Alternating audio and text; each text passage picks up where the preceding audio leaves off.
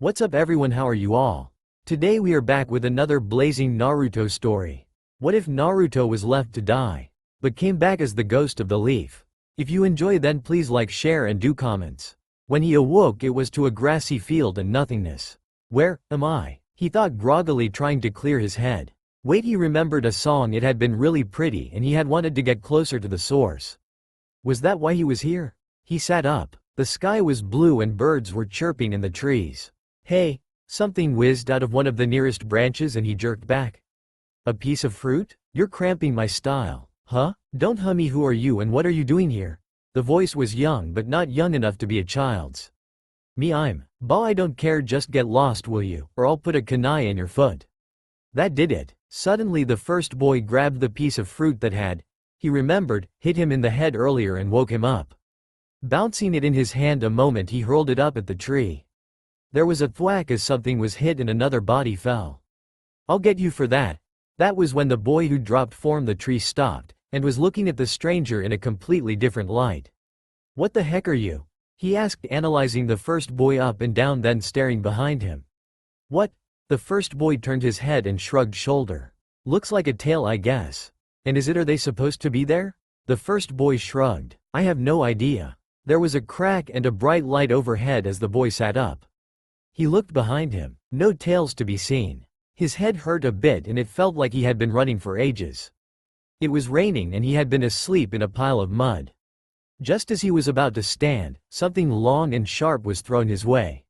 He managed to dodge as multiple attacks came at him, and looked around wildly to see who had thrown the weapons. Hikari, you moron, stop throwing those. It was a female voice followed by a loud thud like someone being punched. Ouch. He doesn't even have a hit 8. Well, he looked like a threat to me. Oh shut up, you just want a reason to throw kunai at someone. Hello? The muddied boy's voice was a bit off. Who's there? Ninja. The name came to his mind and he felt himself go on guard. Yeah, he remembered what those were, and they were dangerous. There was silence from the trees beyond as a voice spoke. State your name and what you're doing in Yuru country. Huh? He's an idiot, a complete baka. Hey. The young man had just about had enough of this.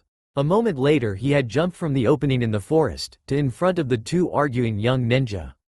Gah, not a threat, saw you? Who the heck are you guys? The boy said. He was hanging upside down from a branch above them. He didn't quite know how, but his body seemed to remember how to do it. Shikara, that's right, it was holding him to the tree. See, he is a ninja. The boy that spoke had a mop of teal hair that changed to a deeper green as it grew. He must have been the one getting the tongue lashing from the girl. The stranger dropped out of the tree. So who are you guys? The girl, a violet white-haired ninja with silver eyes, spoke first. State your name first, stranger. He shrugged, about to speak when he stopped. Huh? What was his name? Geez, he couldn't remember. In fact, he couldn't remember a thing about himself since he woke up.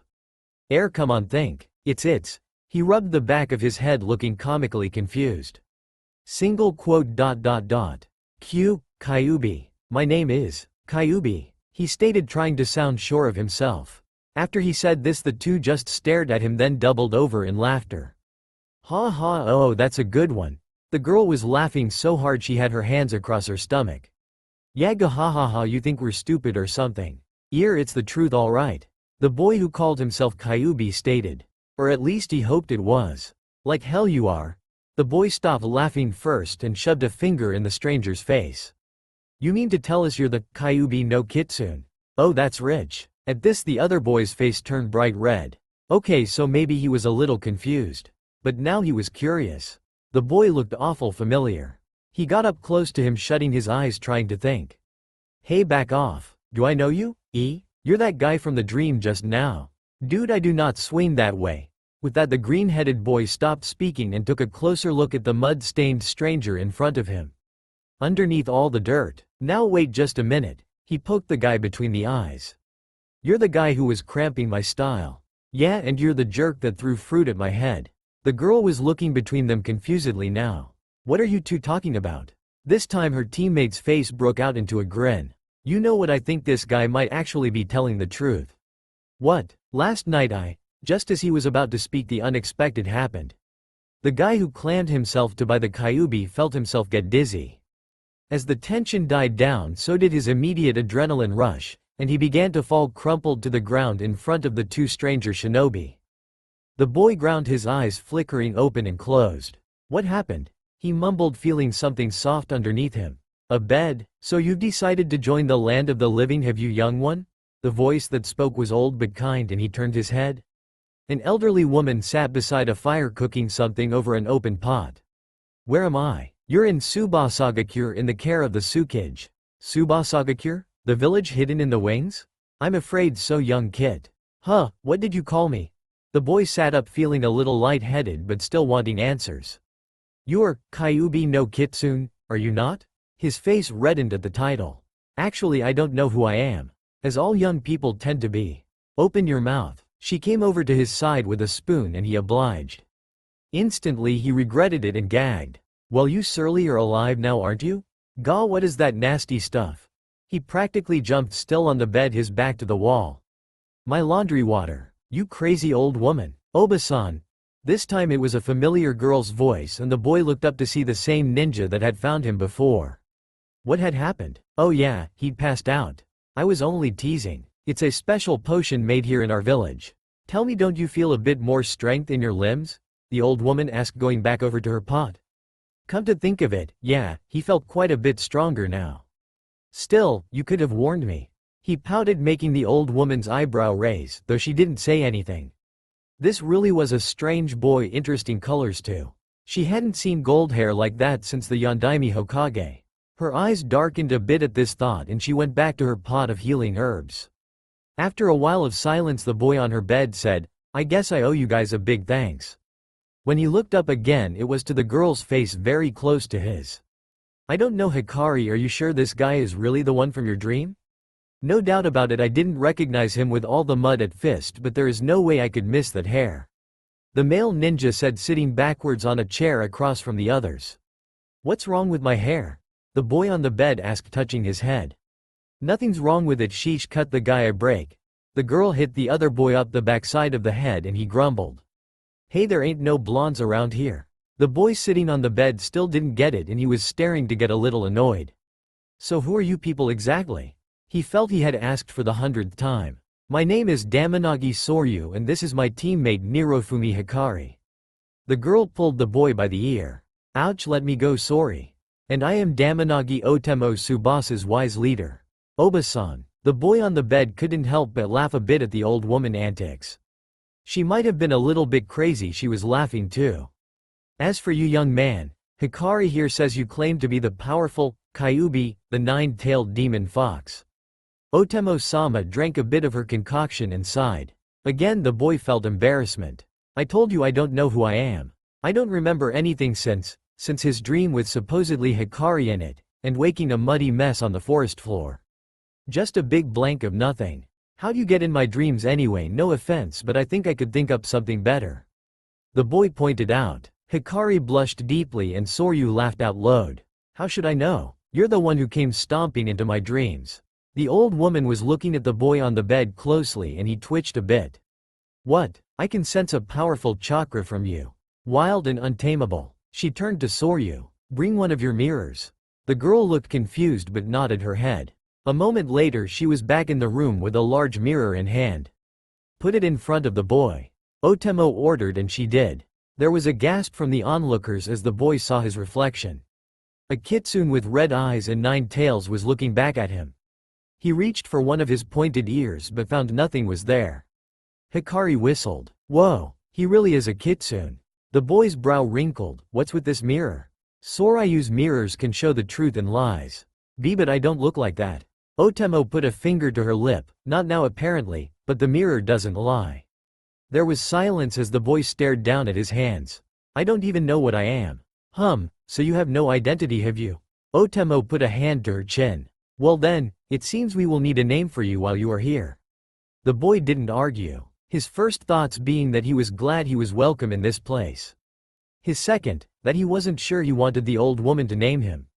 Kyuubi no Kitsune. Kyo. She snapped her fingers and pointed at him.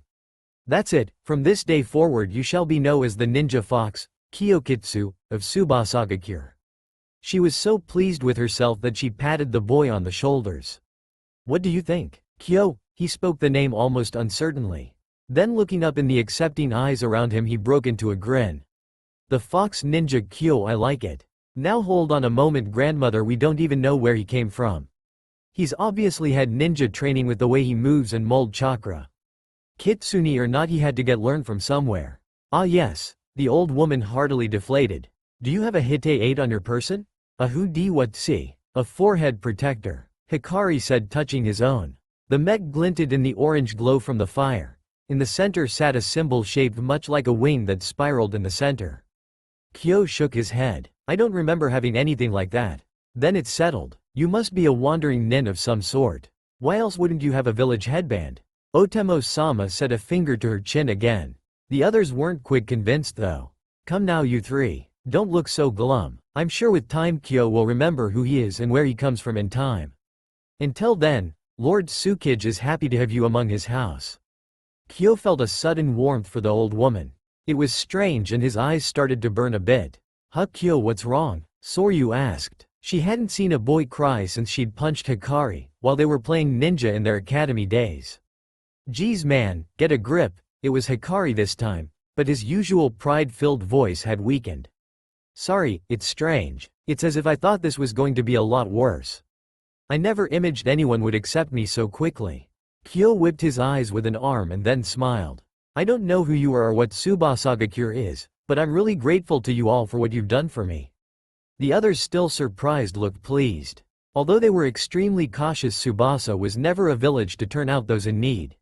"Welcome home, Kyokistu, ninja fox of Subasa." It was still late in the night when Otome met with their leader Tsukige. Her light and jubilant face from earlier was now quite the opposite. "Well, he's here, Konoha's Jinjuriku. Very good. Does he remember anything?" Tsukige asked, his tone serious. "Not a thing. His ninja skills certainly still seem up to par, according to Hikari and Soryu." "And do they suspect anything?" She shook her head. "I explained the boy must be a wandering nin, had an accident to lose his memories."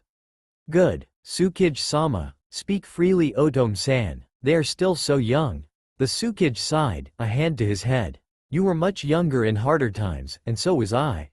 I have faith that this plan will work." Otemo nodded her old head. "As you wish, Tsukige-sama. I'm telling you, I saw him leave by himself." Sasuke's voice was cold with surety as he spoke to the Hokage. "And there was something wrong with his chakra. Kyuubi's own was laced through it. I'm not saying I don't believe you, Sasuke, and I'm concerned about why he would leave on his own. Not to mention why the watch was asleep." She frowned, gripping a fist. "You're sure you didn't see any Akatsuki?" "None." Tsunade, still sitting at her desk, put her hands to her chin. "All right, Sakura." "Yes, milady." Sakura stood to attention. She'd been fidgeting the whole time they had been there. It had been her to find Sasuke lying in the street asleep along with Kotetsu, Izumo and any others who should have been on patrol the other night. The Hokage continued. "I want both you, Sasuke, Kiba, and Neji to go looking for him. He can't have gotten far." "Right," both of the Chunin said, and were out of the office a moment later. "What do you think this is all about?" Shizune said, holding Tonton the Hokage's pet pig in her arms. The pink bundle oinked concernedly. Tsunade bit her lower lip. "I don't know. I just hope it has nothing to do with Madara or Akatsuki." "Sasuke?" Sakura said. They had stopped for the night and were making camp far away from the village. Both Neji and Kiba were still circling the area for any sign of Naruto. At first the Inuzuka had the scent like white on rice, then after a while the trail had gone cold. "Yeah?" Sasuke answered, staring at the fire he'd just made, deep in thought. "You don't think Kyuubi was controlling him, do you?" "Let's hope not." She nodded her head. Maybe he had some kind of important reason for leaving. Even as she said it, she didn't believe it. There was definitely something wrong here. "We'll find him, Sakura." Sasuke didn't look up at her from the fire. "I promise." She closed her eyes, hardly then looked back up, a new strength in them. "Right, there is no way either of us is going to let that baka just run off on his own. That's the spirit, Shinro." She sat next to him and glanced at his face. It was true, her crush since she was younger had gotten more under control, but she still had strong feeling for him. After Naruto had left with Jiraiya on his 3-year journey all those years ago, she and Sasuke had become a lot closer, although no one could probably tell. The Uchiha had a way of being close while keeping very distant from everyone. Right now she knew he was worried, even if he wouldn't admit it to himself. Finally she leaned her head over onto his shoulder and he flinched. "Sakura?" he mumbled, annoyed. Just be quiet, Sasuke-kun." He did, and they both stared up at the waning moon. Neither of them knew it would wax and wane 6 times before they saw their friend again. "What do you think you two are doing?" Yumi-sensei barked as the 2 boys on her team threw the package they were to deliver back and forth between each other. "Ah, come on, Yumi-sensei. It's not like it's going to explode." "No, but your heads might if you don't stop playing around." Soryu snapped back at them, grabbing the scroll in her hands and glaring. "Honestly, you two act like a couple of children. All children need a Okawa-san, don't they, Sori-chan?" Kyo teased and she blushed angrily.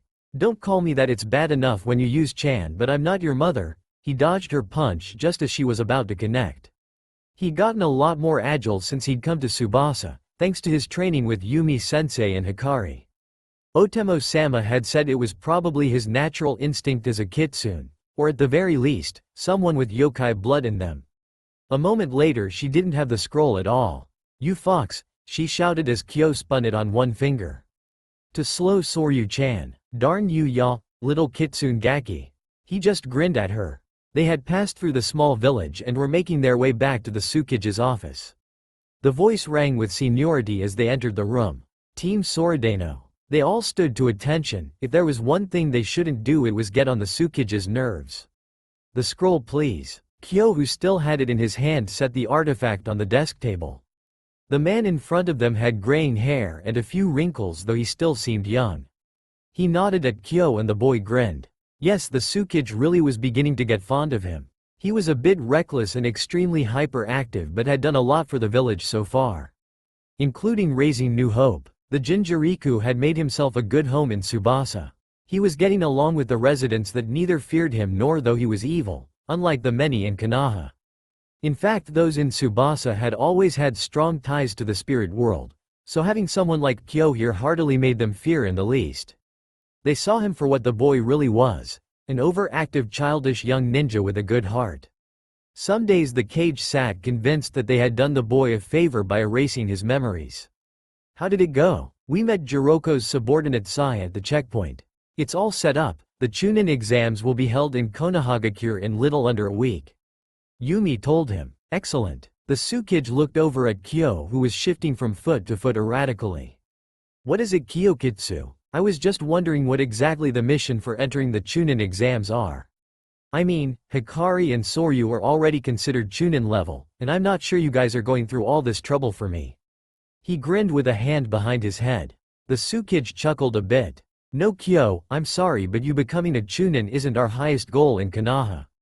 He then looked serious. "We are going to infiltrate Konoha for a special S-rank mission. The retrieval of a very precious artifact that belongs to Subasagakure." "A precious artifact?" "The 3 of you will be backing up Yumi in the case that anything goes wrong." "And that would be?" The Tsukige sighed. "That is top secret as of now. Trust me, the 3 of you will know if you are needed." "Ah, come on, don't we even get a hint?" Hikari whined. He was 14, the youngest ninja of the group, and seemed to always emphasize it with his immature behavior. "No." Soryu elbowed Hikari in the gut irritably and he grunted. She wasn't much older than him, though with her beauty she could probably pass for 20. The boy was rubbing his stomach sorely when the Tsukige spoke again. "Your team is leaving tomorrow, Yumi. I suggest the 4 of you get some sleep before you leave." "Great. Let me guess, we're getting up at the crack of dawn." "Precisely, Hikari." There was a groan from both of the boys and Soryu grabbed them each by the ear. "Let's go, you two, we'll need supplies before we leave." There were cries of, "Ouch, ouch, ouch," as she dragged them out of the room after her. "Yumi." "Yes, Oto-sama. I'm relying on you. This mission counts on your success." "I know. I will do my best." She looked serious. "What of Kyo?" Both Hikari and Soryu have become very attached to him. Even some of the villager like him. Still, he is from Konoha and in these unfortunate circumstances a tool. "I understand, father. You have become quite close to him as well, Yumi. I can see it in your eyes. You've been taking care of the boy for the past 6 months now." "Yes, Lady Otome and I have been making sure he says comfortable here." "That is not what I mean, Yumi. I like the boy too, But remember, he is still a tool for Jiroko's use and can be used at any time. Yumi cursed the name of the one who was their only chance of getting the village's treasure back. I never thought Subasa would have to stoop this low. Drastic times call for drastic measures. You are prepared for this, and we will succeed so long as we play our cards right. All of these secrets, not even Jiroko's subordinates are aware of what we plan to do. Or the bigger outcome if he uses his real threat. Tsukiji bowed his head. Let's hope it will never come to that. Alright, Kyo-kun? Yumi asked as the boy pushed around his dinner.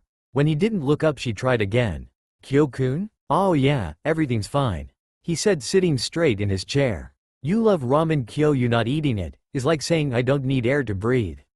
So tell me what's wrong? It's this Konoha place, Yumi. He only used this name when they were back home. She wouldn't let him when they were on missions or training, but at home she would let it slide. In fact, if she were truthful with herself, she would have thought it was endearing.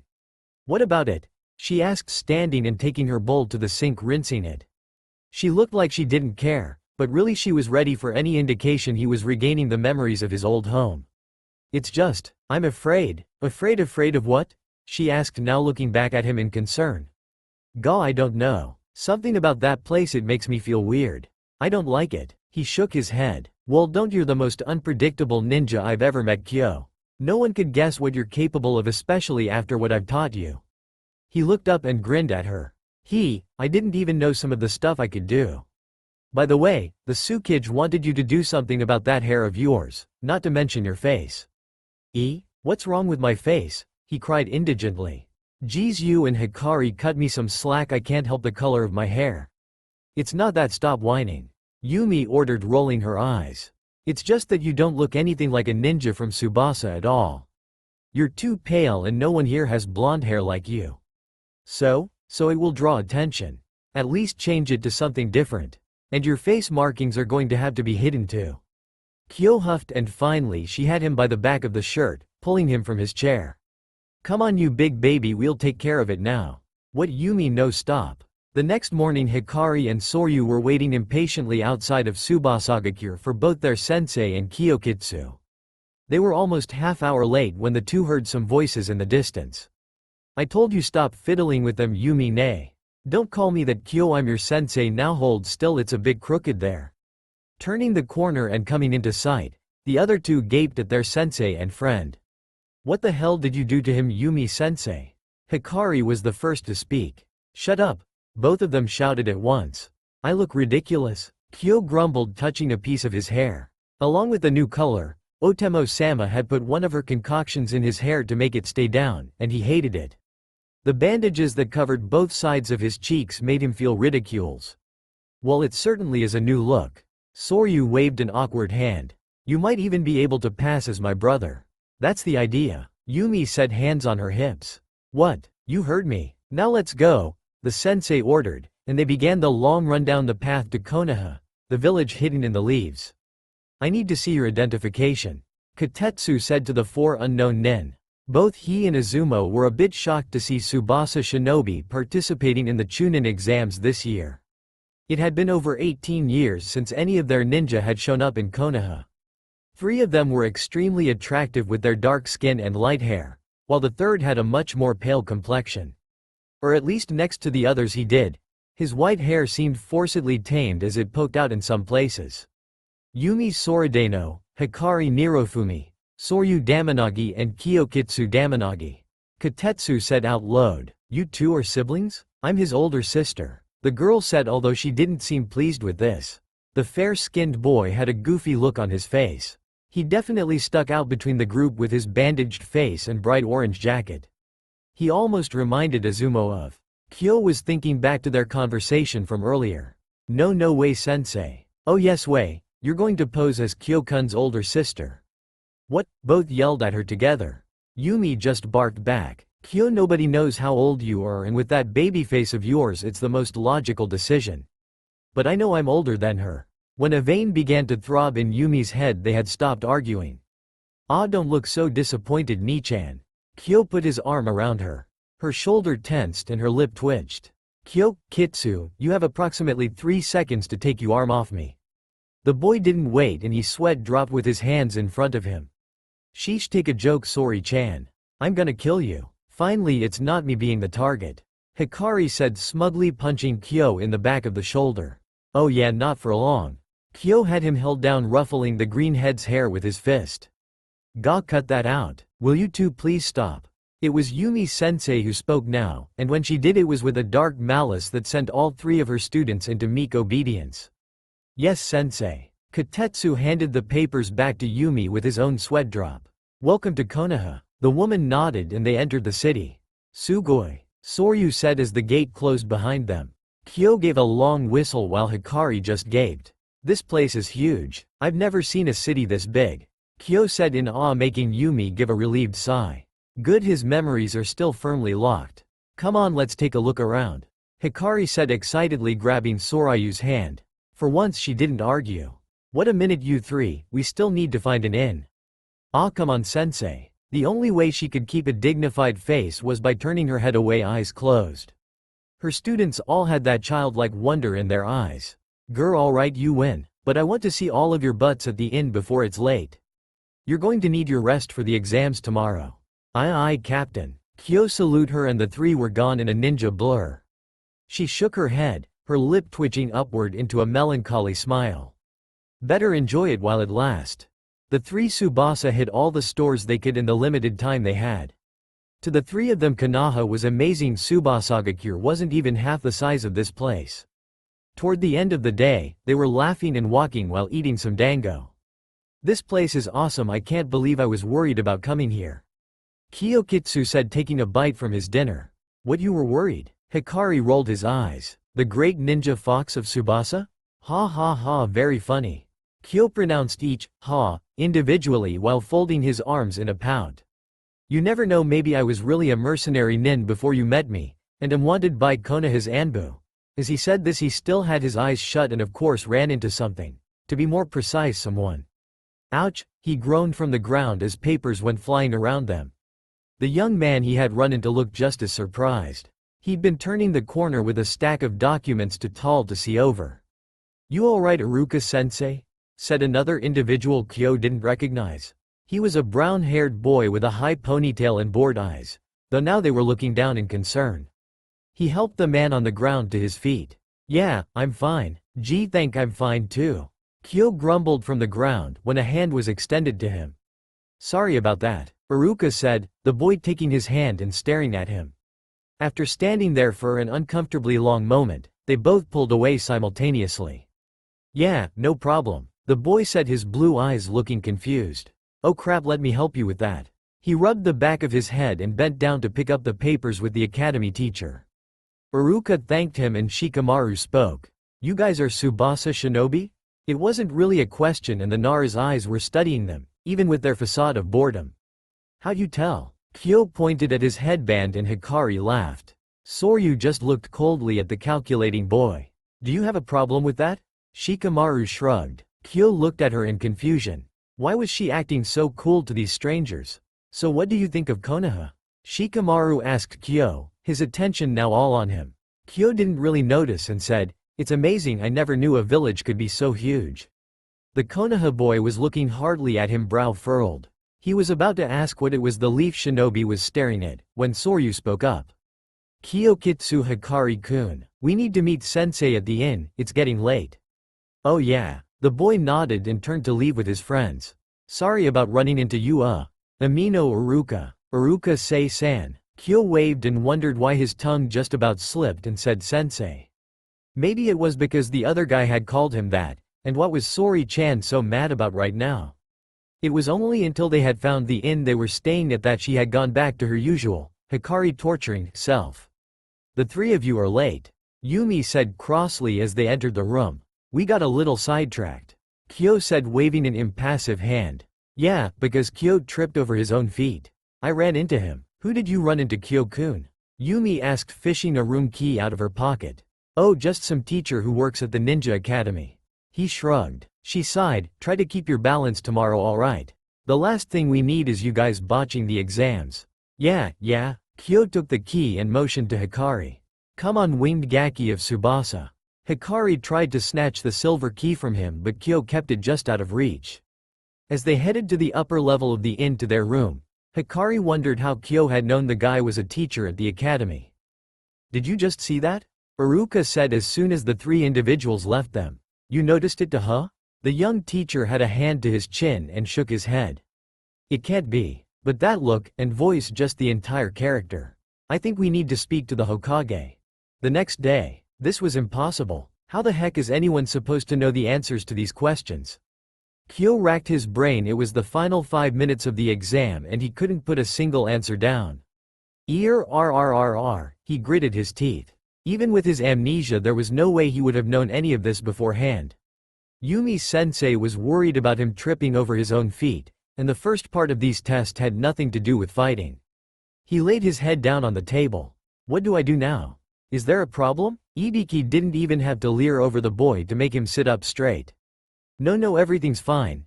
He stared at his paper again, chewing on his pencil, then pulled his head protector off. Hopefully she would notice. It figures, Soryu thought as Kyo gave her the signal. Neither boy had been able to answer any of the questions. She was the only one who had found a disguised Chunin and could extract his answers. In the end, she had to help them both. Shutting her eyes, she performed her jutsu. Suddenly the answers were appearing on the metal sheen of Kyo's headband. He sighed in relief. Thank God. He began to scribble away at the paper, working double time to finish, not understanding half of what he was putting down. Finally he whipped his brow again and put the Hite 8 back on. The buzzer for time's up just went off. It was time for the 10th question. "Alright, before I announce the final question you have a choice." Ibiki had his arms folded. "To leave the exams now?" There were shouts of, "What?" and "Is he kidding?" Or "You can answer the last question. Anyone who answers wrong will be disqualified and prohibited from ever taking these exams again." Now there was a real ruckus between the shinobi, and one girl stood up, banging the table. "But that's not fair." Ibiki's eyes narrowed. "Life not far, someone else is always making the rules for you. Today it's mine. Get used to it." There was a long silence, as if everyone was holding his or her breath. "So what?" Ibiki looked up at the kid who'd spoken. It was none other than the grandson of the third Hokage.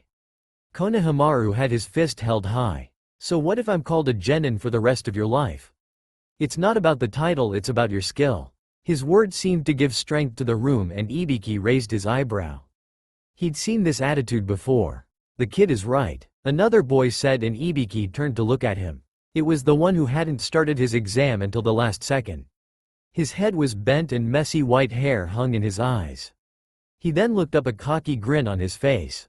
"A title doesn't mean anything on the battlefield. If anyone else here truly wants to rank as a Chunin, then I think the answer is obvious." We might actually have some good candidates this year. The older ninja thought, but kept his pleasure to himself. So long as they can back up their mouths with their brains and body. Alright then, those who choose to continue on feel free to stay and wait for the 10th question. "What kind of exam is that?" Hikari complained as they left the first building. "Threatening never to make Chunin if you stay and get it wrong. Then choosing to stay was the correct choice? I mean, it's totally twisted." Soryu was shaking her head at him, but Kyo was deep in thought. "What's up with you?" she asked him. "Nothing, just having a serious case of déjà vu." He rubbed his head as if he had a headache. She shrugged a shoulder, not bothering to pursue the matter. Yumi, who had just joined her team, was frowning. This might be a problem. Tsunade looked seriously back and forth between the two Junin in the room with her. "Are you absolutely certain of this?" she asked. Shikamaru was the first to answer. "There's no doubt. If I hadn't talked to him I might not have guessed. Even with the hair change and covering his markings, I'm positive he was Naruto." "You don't think he's turned his back on the village?" Shizune said, shocked. "No, not a chance. That was nothing like Naruto. There's something wrong with him. He didn't even remember my name, Lady Hokage." Iruka's face had fallen. Naruto was like his younger brother, he'd been with him since his academy days. After becoming a genin, the two of them had formed a close-knit bond. "It must have something to do with that night," Tsunade said seriously. "They all knew from Sasuke the story of Naruto leaving in the middle of the night 6 months ago, only to never return. This is strange. I want top priority given to this. Shizune, post Anbu to watch that group of Subasa shinobi at all times." The dark-robed woman nodded her head and left the room. "Shikamaru informed Sakura and Sasuke of what you found out." If by chance this really is Naruto, one of them will be able to tell.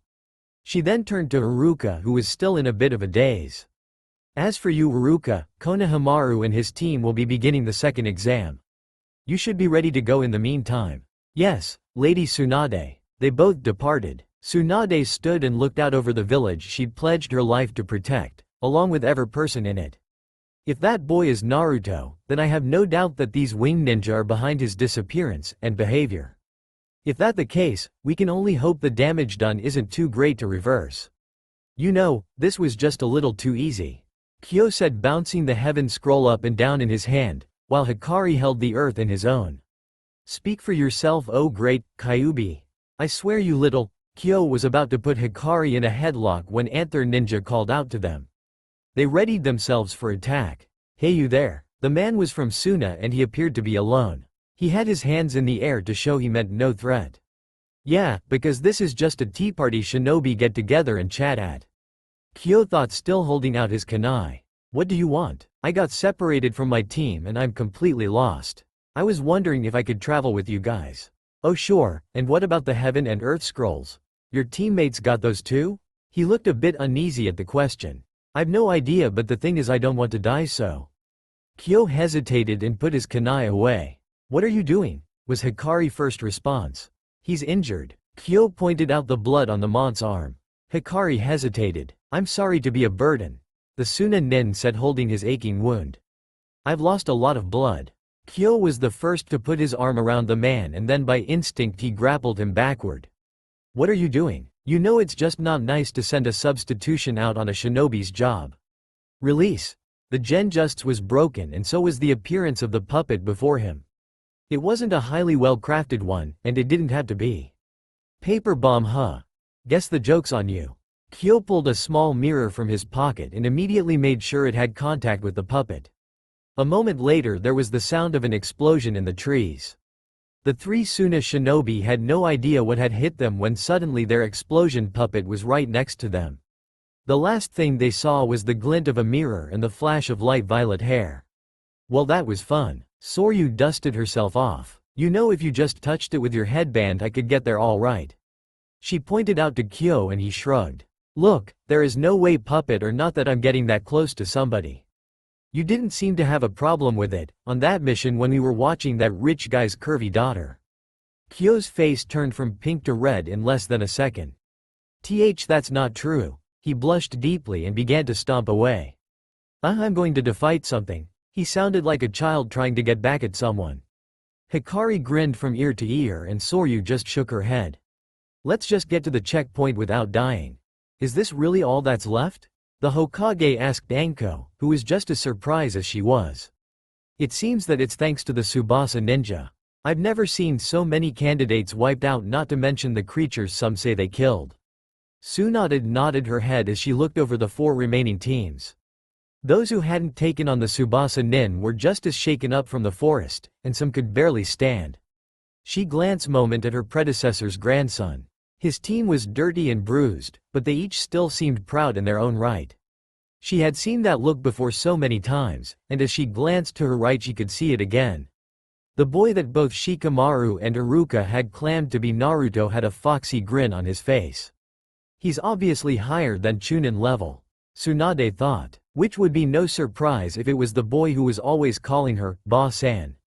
After studying with Jiraiya and then achieving the highest level of sage mood, he was a shoo-in for Chunin. The only thing hindering the process was those uptight old fools on the council.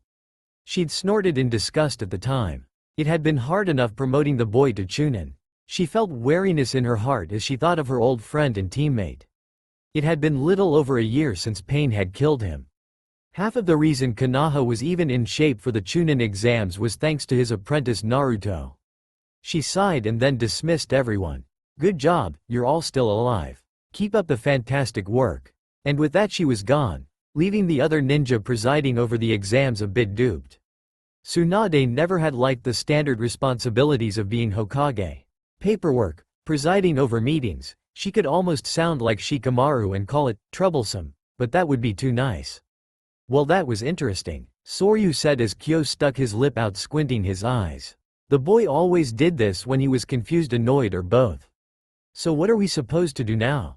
She didn't even tell us what the next test was. The next exam is a fight to pick through the stragglers. But there's so few candidates left. Soryu said, glancing at the other teams. There was a group from Konoha that comprised of extremely young-looking genin, who looked younger than Hikari. The other two, a team from Kirigakure and Kumogakure, they themselves looked beaten down as it was. Still there were those in every team with a powerful will in their eyes. The refusal to be defeated. Kyo watched the team of Konoha ninja as they spoke with their Chunin leader. That shrimp in the middle, the guy with the dark glasses, was scolding. Suddenly Kyo's head erupted in pain and he was on the ground on his knees. You think the path to Hokage is going to be easy? Like someone is just going to hand it to you? Everyone call me honorable grandson, no one ever uses my real name. Do you really think he's cooler than me? Yeah, Sasuke was way cooler. What's your problem, Dobi? You're not afraid, are you, scaredy cat? Naruto, you're one of the ones I want to fight the most. What the hell were all these images and voices? He was fighting with someone, a boy about 12 years old. They were on the water between a great waterfall. Sasuke, I won't let Orochimaru take you. I'm taking you back to the village even if I have to break every bone in your body. Go ahead, you couldn't even scratch my forehead protector. Sasuke? Neither Soryu nor Hikari recognized the name that Kyo mumbled as he withered on the ground. When they had rolled him onto his back, he looked up sightlessly, and both ninja gave each other uncertain glances. Whose name is that? Kyo looked like he had seen a ghost. What the hell, Kyo? Hikari was shaking him a bit, trying to snap him out of it. Kyo-kun, what's wrong? This time it was Yumi who came on the scene. She bent next to the boy who was looking up at her in a daze. Huh, what happened? The boy finally shook his head, sitting up. You tell us what was with the seizure?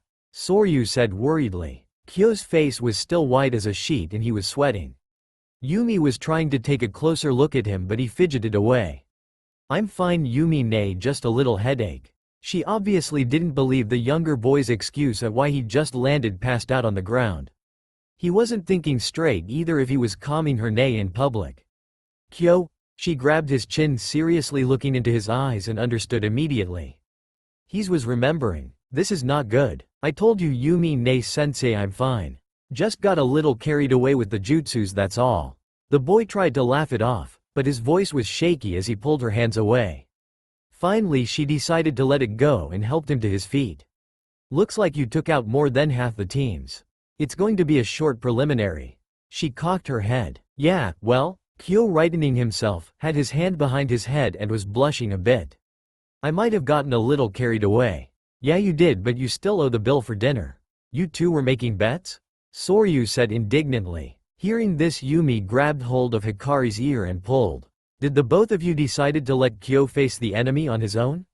You're a team, what's wrong with you, Baka? To finish, she slapped him upside the back of the head. Not a light thing from the daughter of Tsubasagakure's Tsukage. Ow, why don't you pick on Soryu? He just missed another love tap between the eyes when Kyo bent toward him. Just keep your mouth shut and she might let you live. Excuse me? Someone interrupted the group and they all simultaneously looked up.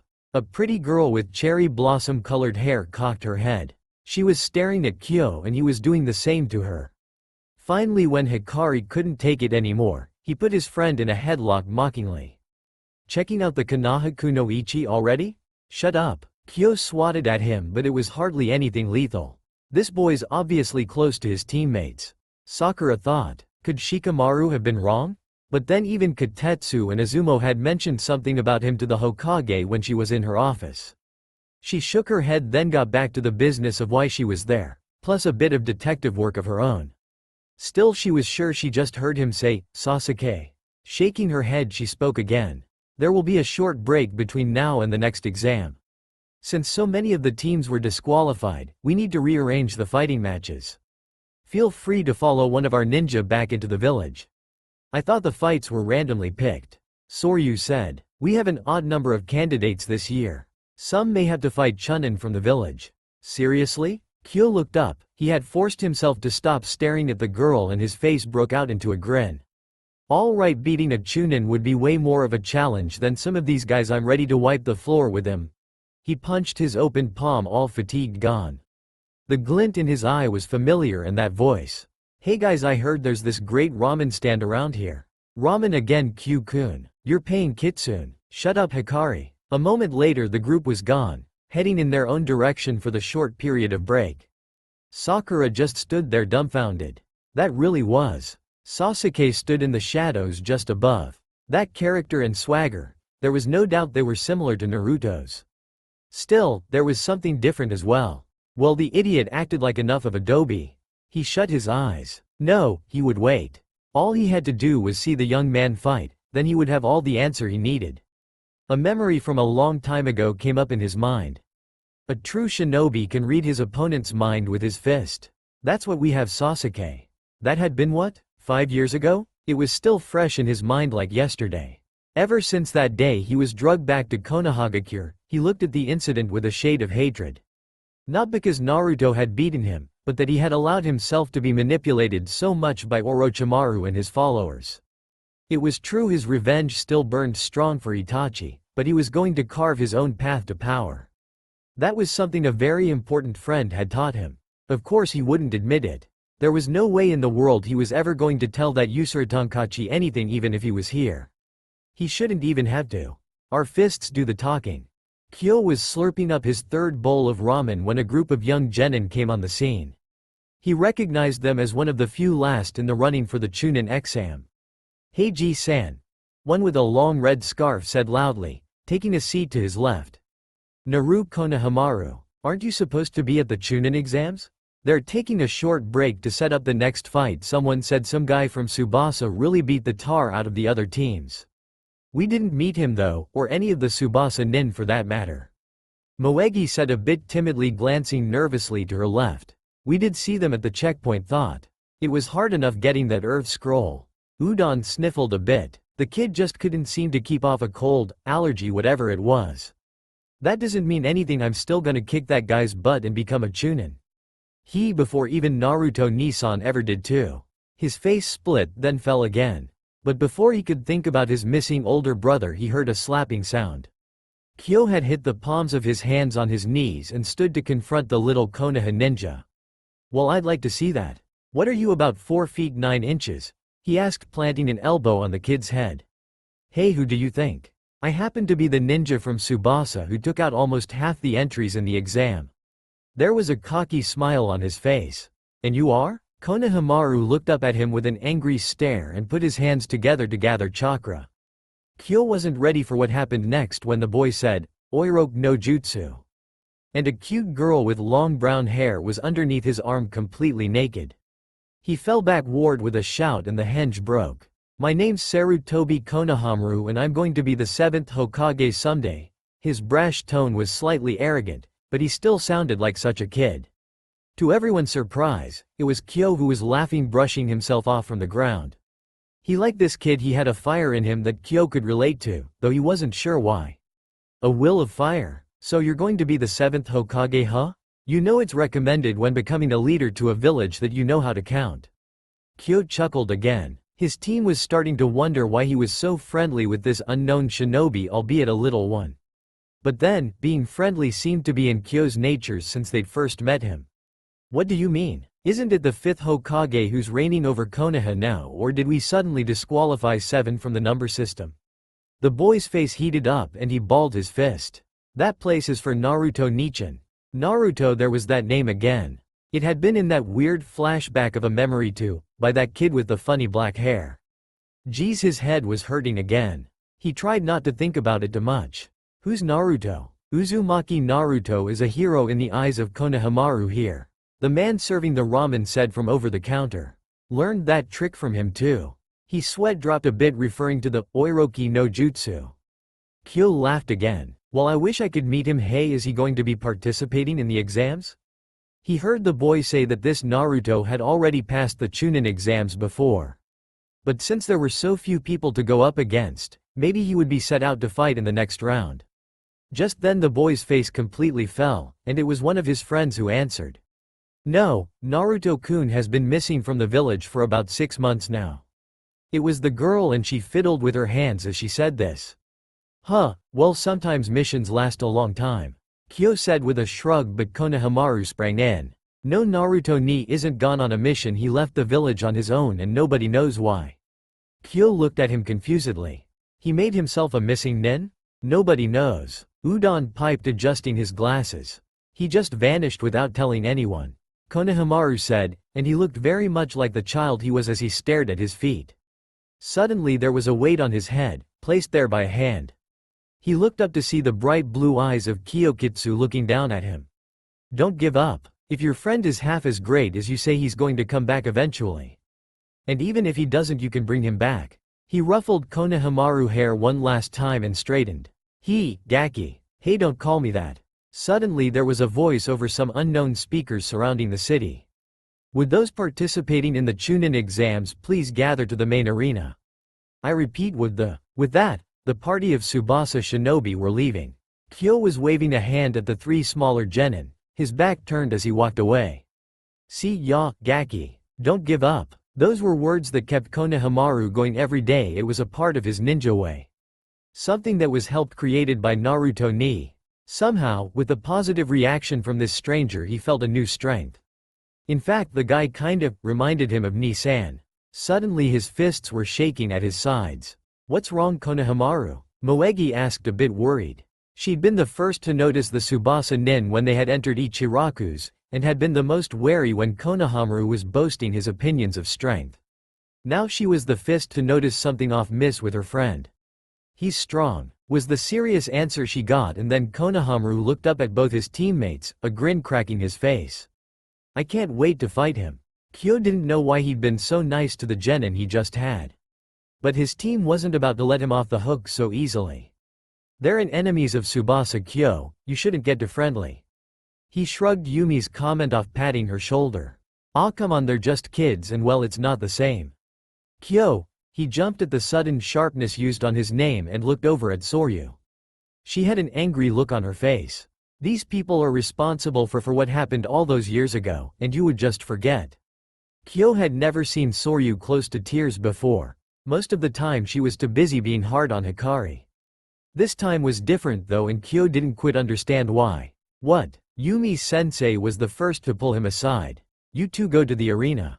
We'll catch up to you soon, she said. But go, she ordered, and any order from the daughter of the fifth Tsukage was not going to be unheeded. They nodded and were gone in a blur. Kyo-kun, let me tell you something. She patted a seat next to her on a bench and he sat down. Back when the Yondaime was still ruling Konoha, he did something very horrible to the people of Subasagakure. Huh? Kyo knew that Konoha had wronged Subasa, but he had never learned the real tale. No one in the village liked to speak about it, and whenever he brought it up it was met with sad faces. Yondaime came with his summoning toad Gamabunta. They destroyed the first half of the village and stole a very precious artifact, killing a lot of innocent people in the incident. What? I never told you because, well, your past isn't a painful one, and I didn't want to trouble you with mine. I have no past, only a future, Yumi-ni-chan. He gripped her hand in his and realized that his sensei was crying. Yumi-ne, what's wrong? I lost my mother in that attack. She took the Yondaime head on to protect the village treasure. The mythical Flute of Lotus. I found her murdered body when I was just a genin.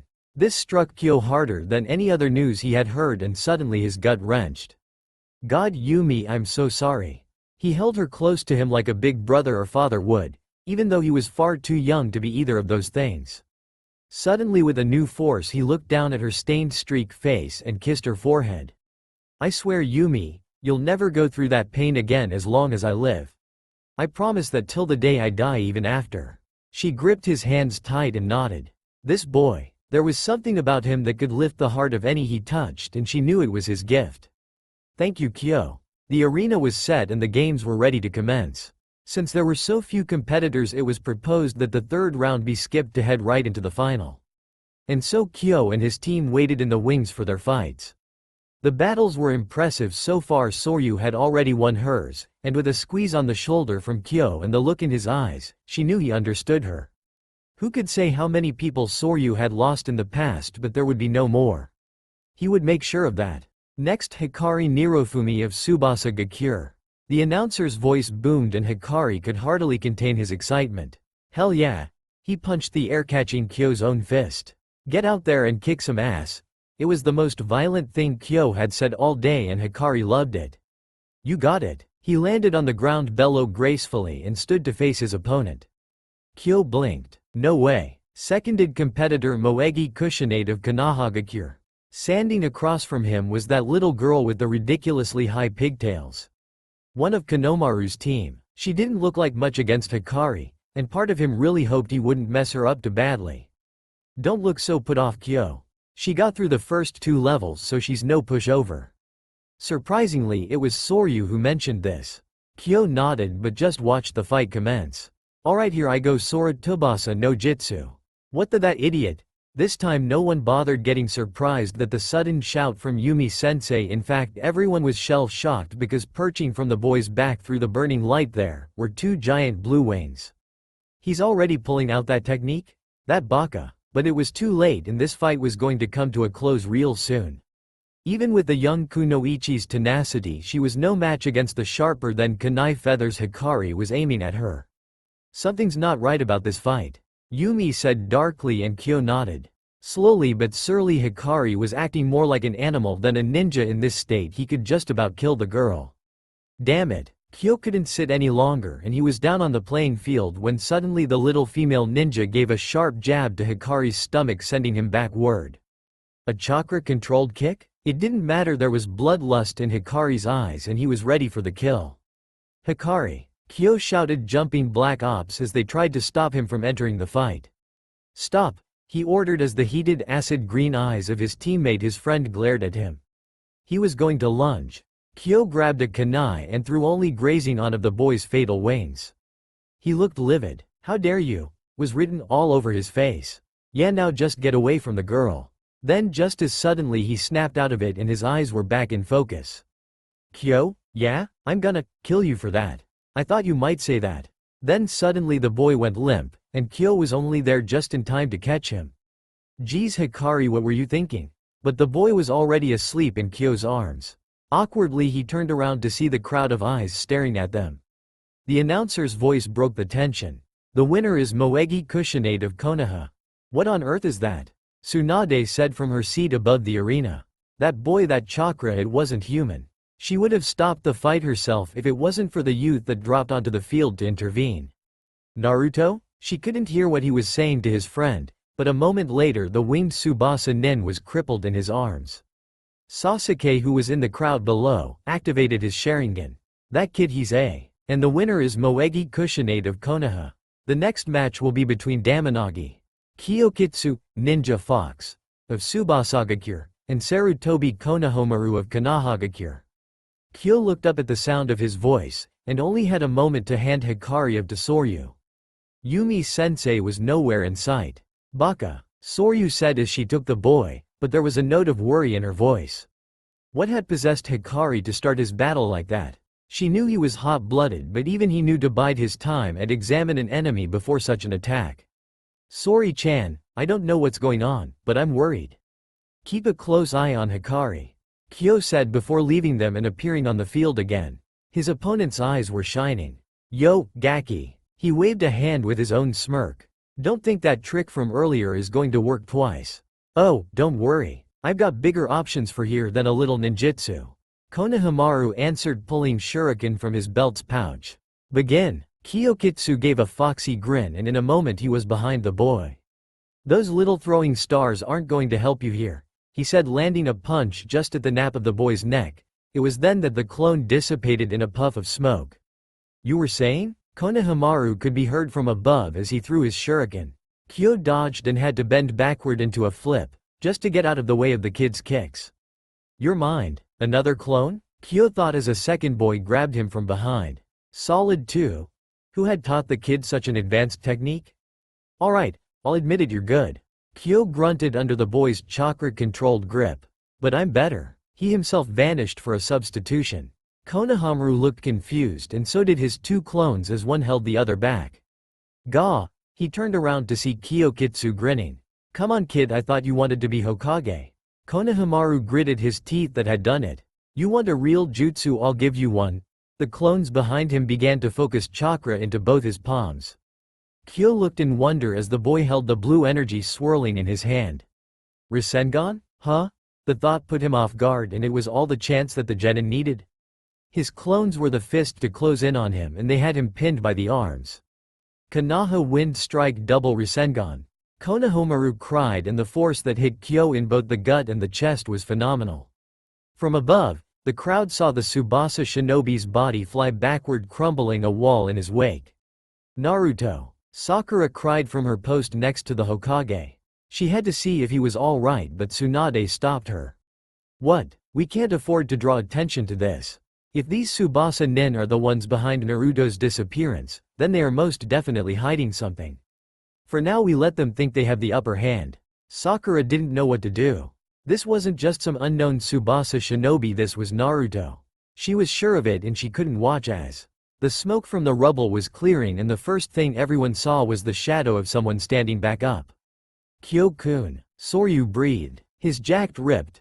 Both his chest and stomach were smoking and bleeding where the two Rasengan had connected. He looked up at the boy and this time there was a whole new seriousness on the air. Just as immediately though, the wounds began to heal. His stare penetrated into Konohamaru, and the young nin forced himself to stand his ground. That was an impressive attack. If you can dish that out, then you can definitely take this. Kyo swiped some blood from his stomach and preformed a series of hand signs. Slamming his hand to the earth he shouted, summoning Jitsu Three-Tailed Kitsune. Three-tailed what? Tsunade stood, gripping the banister in front of her, making the metal bend. In another jet of smoke the boy was standing on the back of a giant red fox. Sure enough, it had 3 tails. It was nowhere near the size Kyuubi had been, but still it was larger than a workhorse. What's going on? Naruto's contract is with toads, not foxes. Sakura was just as shocked as her master. Shizune was the only one who seemed composed. Then that boy can't possibly be Naruto. Shizune. Tsunade turned around and the woman stood at attention. Come with me. Hi. When they were out of earshot she turned to her first apprentice and friend, grabbing her by the arm. Did you really think that trick would fool me? There was a crack as she swung the girl around, the wall smashing with her impact. Tsunade-sama, do not address me so familiarly. Release. She sent a surge of chakra through her hand and the illusion was gone. Subasa, you guys really need to work on your strategies in the future. Unfortunately there isn't going to be one for you. Oh, really? Yumi asked as her face was pressed against the rock wall, her lip bleeding. I think you're underestimating me and my team. And with that she shut her eyes, lifted a hand making a sign in front of her face. Art of the Phantom. A moment later she was passing through the Hokage's body and was behind her, a long knife in her hand. I'm a little disappointed. I thought one of the great Sannin would be more of a challenge. And with that she ran a striking blow through the woman's stomach. There was a boom from the stands beyond and Konohamaru looked back up. The Hokage was gone and ninja were rushing toward the noise. Hey, I wouldn't get distracted right about now. Kyo ordered. Even if Konohamaru didn't want to, he had no choice but to look at his opponent. When he did it was with shock. His eyes. Ninpo Demon Fox Fire Jutsu. Red and orange fire shot from the great fox gaping jaws.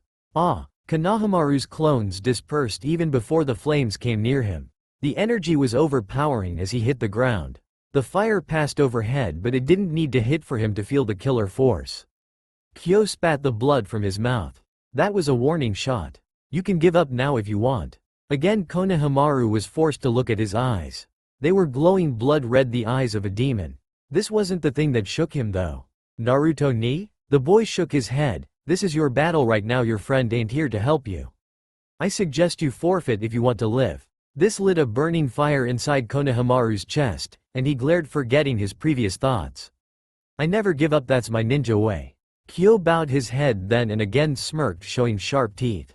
Huh, alright then Chibi Gaki, get ready, and with that he launched his attack. The fox ran forward but the boy didn't bother letting it do the fighting. He leapt with inhuman speed and agility just in front of the Konoha ninja, bringing a red energized hand down on him with no chance of escape. That's when he heard the sound. Kyo's eyes tilted up and his fist missed, sending a shockwave through the earth. Konohamaru kicked him in the jaw, sending him spinning backward. With a snarl he was on his hands and feet like an animal. I'll let you take it from here, Kit. The she-fox he had summoned spoke and he nodded. Kitsune were proud creatures and they understood the meaning of battle between two serious adversaries. She disappeared in a flame of red chakra. Kyo could feel the seal on his stomach burn and he growled. The time of the ninja was over, now it was his job to show this brat his real power. Just as he thought this, the Kyuubi's cloak engulfed him, growing 3 separate tails. He felt the bandages burn off of his face, and if he had been in the crowd, he would have seen the color in his hair dissipate to bright gold and rise threateningly. The arena was filled with a new bloodlust. OCRA. Sasuke was pushing through people to get to the arena. The entire atmosphere was in panic. The demon Jinjuriku of Konoha was raising his ugly head. No one wanted to relive what had happened only a half a year ago. Ni-san. Kyo glared at the boy. What was he saying? Who was he talking to? Stupid boy, I'm going to rip you in half. The music was back and it was ringing in his ears. It was opening up a gate deep within him, and Kyo could feel himself banging against the bars of his cage. Konohamaru's eyes burned. What had happened to Naruto Ni? Why was he fighting him? He knew Naruto lost control while under Kyuubi's power, but that hadn't happened for a long time, and this boy was glaring at him was a calculating intelligence. It was as if he were staring at the demon fox himself. Kyo roared, letting go of the chakra surrounding his body, sending the boy backward. The music was releasing him, he was free. Naruto. There was a blur as a dark form passed in front of him and Sasuke was staring him down. His Sharingan was burning. He lifted Konohamaru to his feet. Get out of here, inform the Hokage of. That will be enough. A voice above boomed, and Kyo looked up to see Yumi sensei perched on the highest point of the stadium. She had the Hokage in her grip and he could smell the blood from here. If you do not stop this now, I will kill this woman. Sasuke felt confusion at this statement but didn't have time to dwell. Naruto was coming. Sakura, who was just below the balcony Tsunade was being held hostage, felt her mind race. She'd gone to the Hokage's ad when the sound of rock smashing came to her ears. But she had been too late, they all had. It was when the killer aura had spread to the upper building that the Subasa nin had taken the Hokage outside. The dark-skinned ninja bore down threateningly on the arena, and Sakura saw Naruto. She couldn't help but choke when a hand grabbed her. Hikari had Sakura's arms behind her back, and Soryu was using mirrors she'd summoned to surround the occupants of the booth. Each held a clone that stepped out one after another, leaving the mirrors to shatter. She waved a finger as other ninja tried to intervene. Her clones enclosed around the Hokage and her sensei. When you said we'd know what to do, we didn't think it was an assassination attempt, the original hissed at the older woman. I'm sorry, Soryu. It wasn't supposed to be like this. At this point a new figure was in view and he approached them with light feet. The boy had dark hair and pale skin. He was Jiroko's subordinate Sai. This wasn't a part of the deal. Yumi hissed at the emotionless young man. My master sends his apologies. Your failure at a quick kill has reduced the situation to this. Don't worry, your boy will be spared. He lifted the instrument to his lips and began to play. The fight bellow changed drastically. Although Sasuke was a skilled Chunin, he could barely keep up with the enhanced speed of Kyuubi's chakra. He would have been impressed with the genin fighting alongside him if they weren't in danger of dying. Konohamaru, though shaken, was holding his own against his self-adopted older brother. No, that's not Naruto. The thing staring at him, that was a demon. Just as Kyo was about to launch another assault, he stopped, looking up toward the Hokage's spectator tower. Sai played the flute freely, and although those below could barely hear it, Kyo could feel it in his ears perfectly. The music was speaking to him again and it was filled with a new power. Ninja art merging of the spirits. Kyo's head exploded in pains and he screamed long and loud. Everything was tearing, reforming, becoming broken and whole again. He was covered in fire.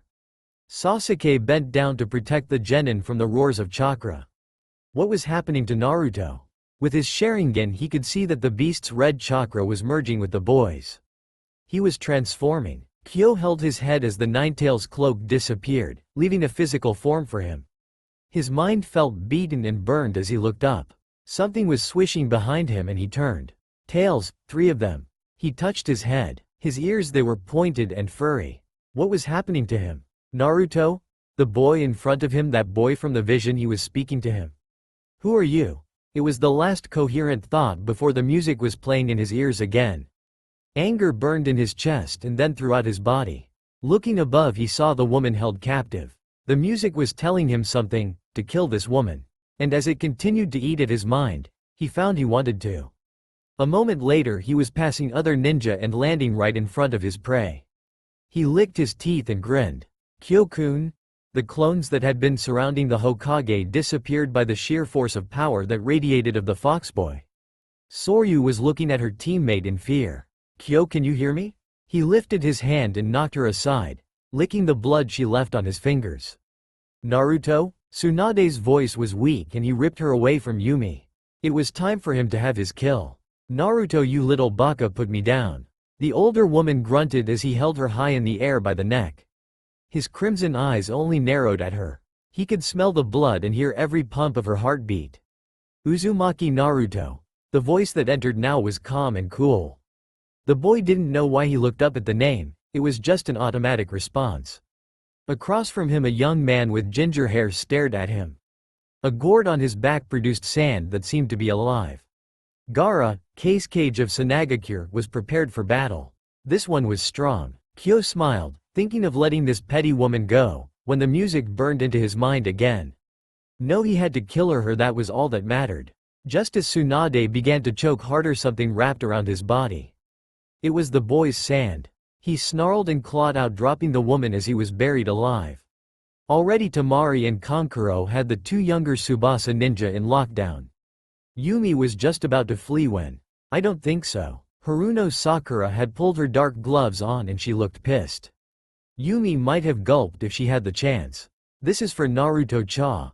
She sent the woman backwards straight into a wall. Monstrous strength, it rivals that of the Hokages. Yumi moaned as the girl leered over her. Before Sakura could take out any more of her wrath on the woman, a hand grabbed her wrist.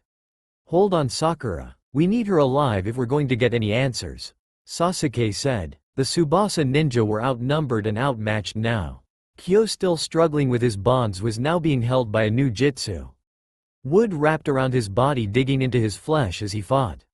Captain Yamato. Sakura breathed in surprise. He was still in his Anbu outfit, and was holding Naruto back with all his strength. Finally the young man stilled and his body drooped. Stupid humans, I'll kill all of you. Kyo's voice broke off as the world went black, the song that had been playing in his ears finally disappearing. This place was dark. The boy without a name sloshed through the water of a wasted dungeon. Where am I? So you've finally come. The voice that spoke was deep and cruel. It would have sent a shiver down his spine if he knew to be afraid. Who's there? And you've even forgotten me? Humans have such pathetically fragile minds. The Kyuubi was growing impatient as he leered behind the bars of his cage. I suppose you don't even remember your own name. I know my name, it's his face fell. The demon fox cackled, his tails swirling around him before the monster boomed furiously. Weak, pathetic child, letting us be used so pettily. I should kill you now. This wasn't possible, but his host was now venerable and demon wasn't above trying to terrify him. The boy shook under the shockwave of sound, falling forward on his hands into the dirty water. He looked up at the demon fox, but his eyes didn't hold fear. Kyuubi stared at the boy. His left eye had become blood red, a mirror to the demon's own.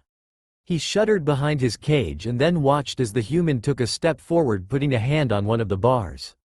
The metal faded away, leaving the seal the only thing hanging between them, and he understood. So they had evicted that technique on them. His host stared up at him almost blankly. I'm not afraid of you. Kyuubi lowered his head, looking at Naruto with a large red eye. So you're still under of the flute spell. He didn't even blink. What do you mean? Wake up, ignorant baka, and see what you're doing. I'm disappointed my vessel would be so weak. This put a new fire in the boy and his eyes narrowed. What are you talking about? Look around you at this chakra, can you see what is happening? The Kyuubi hissed, pupil shrinking into a small slit. The boy did, and for once his eyes finally snapped back to some kind of coherency. What's happening? He stuttered as the demon's red power surrounded him, mixing into his own chakra and changing it. His hands, they were clawed, and as he looked at his reflection in the great fox eye, he could see the markings on the left side of his face were defined and his eye was glowing red. That's when he remembered being here before, that this is not the way it was supposed to be.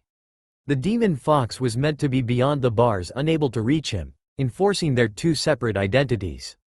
Yes, boy, very soon now the two of us will become one entity.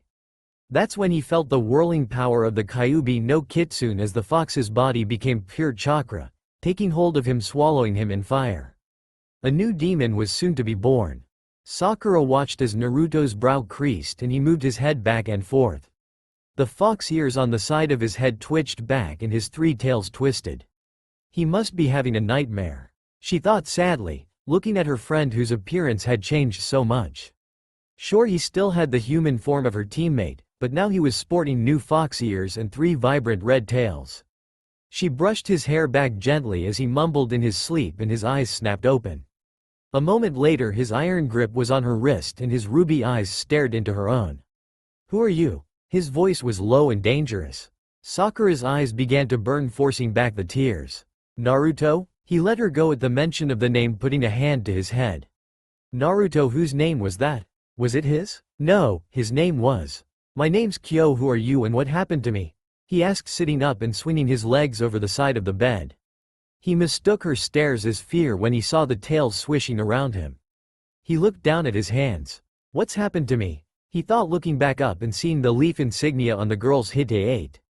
All his memories from the Chunin exam came racing back, and he reached for a kunai only to find his leg holster gone.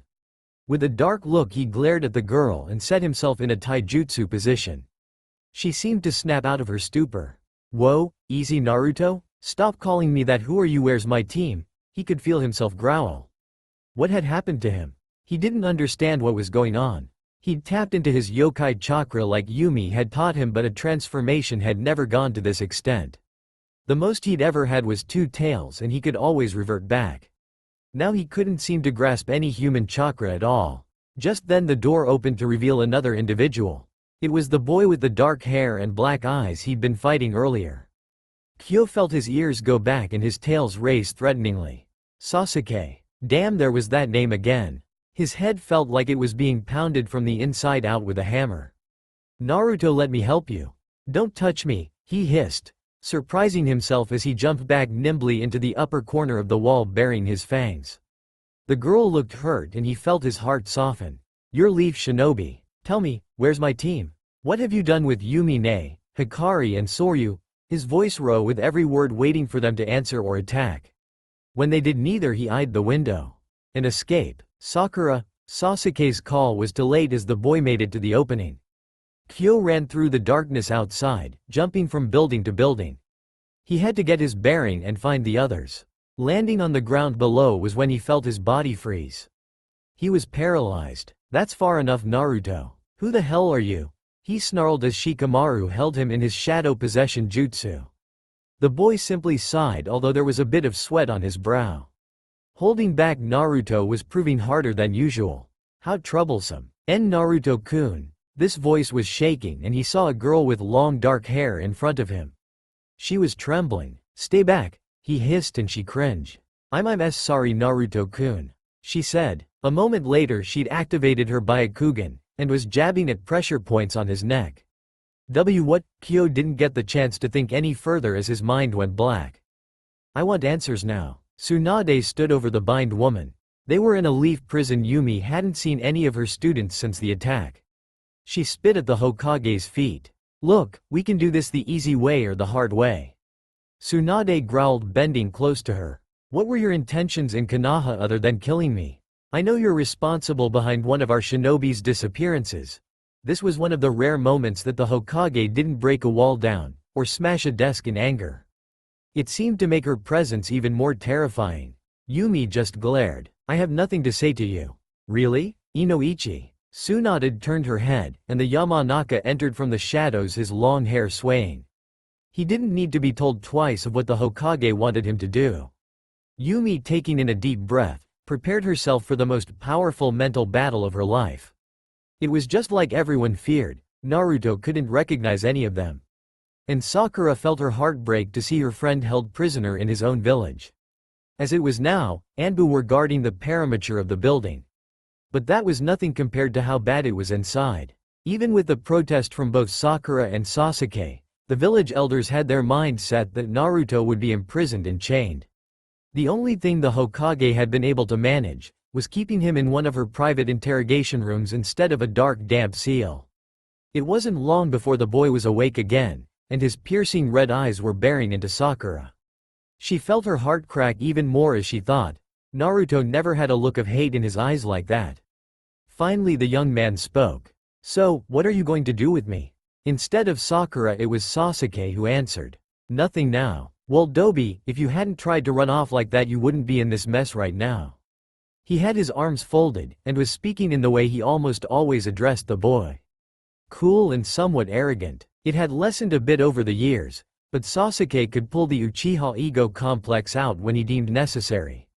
Naruto only growled at him, then stopped, his eyes narrowing on the boy. Your name is Sasuke, right? Glad to see you remember Dobi. Stop calling me that. There was a flash of the old easily irritated Naruto in his eyes, and Sakura felt a rise of hope until. So what's it been? A genjutsu, some kind of hypnosis? Neither of the Leaf Ninja knew what he was talking about and he continued. Ever since I got to this village, I've been seeing things, flashes of people. You're the most irritating. He was glaring at Sasuke, who gave his signature half smirk and a humph to boot. A moment later, he had the boy chained to the floor by the shirt collar, lifting him up so they were glaring eye to eye. Sasuke's face was filled with emotions that mostly came out as anger. It was the most feelings Sakura had ever seen him show. You stupid baka, he hissed, looking right into Naruto's eyes. After all we've been through, after all you've done for this village, you think you can just up and forget? His Sharingan activated out of anger, something that hadn't happened in a long time. Sasuke, stop. Shut up Sakura, he shouted, making even her breathing stop. He was glaring at Naruto again. How dare you forget your friends, you bastard. The Kitsune boy's eyes had widened with each word and he snarled at him. That's enough. Tsunade entered the room, her eyes on the brink of being livid. Sasuke let him go. Now, the Uchiha obliged, shoving the boy away from him in disgust. Naruto. Tsunade turned to the boy in chains and he glared at her. She had to keep from shivering. My name is Kyokitsu and I want to know what you've done with my friends. No, your name is Namikaze Uzumaki Naruto, the most hyperactive, unpredictable ninja of Konoha. The boy blinked. There had been so many times back in Subasa that he'd been accused of the same crime. Well, minus the name. How was this woman so familiar with him? His head began to ache again and he shuddered, dropping to the ground on his hands, images flashing through his mind. This is the lady you want to be Hokage. Looks like a drunk to me. If you can learn the Rasengan in 1 week, then I'll consider going back to the village with you. And you can have this. The woman pointed to a cut green stone around her neck. In the memory, Kyo could feel himself grinning. Oh yeah, just you wait, old woman, I'm going to prove to you that I can. Then one day I'm gonna be Hokage.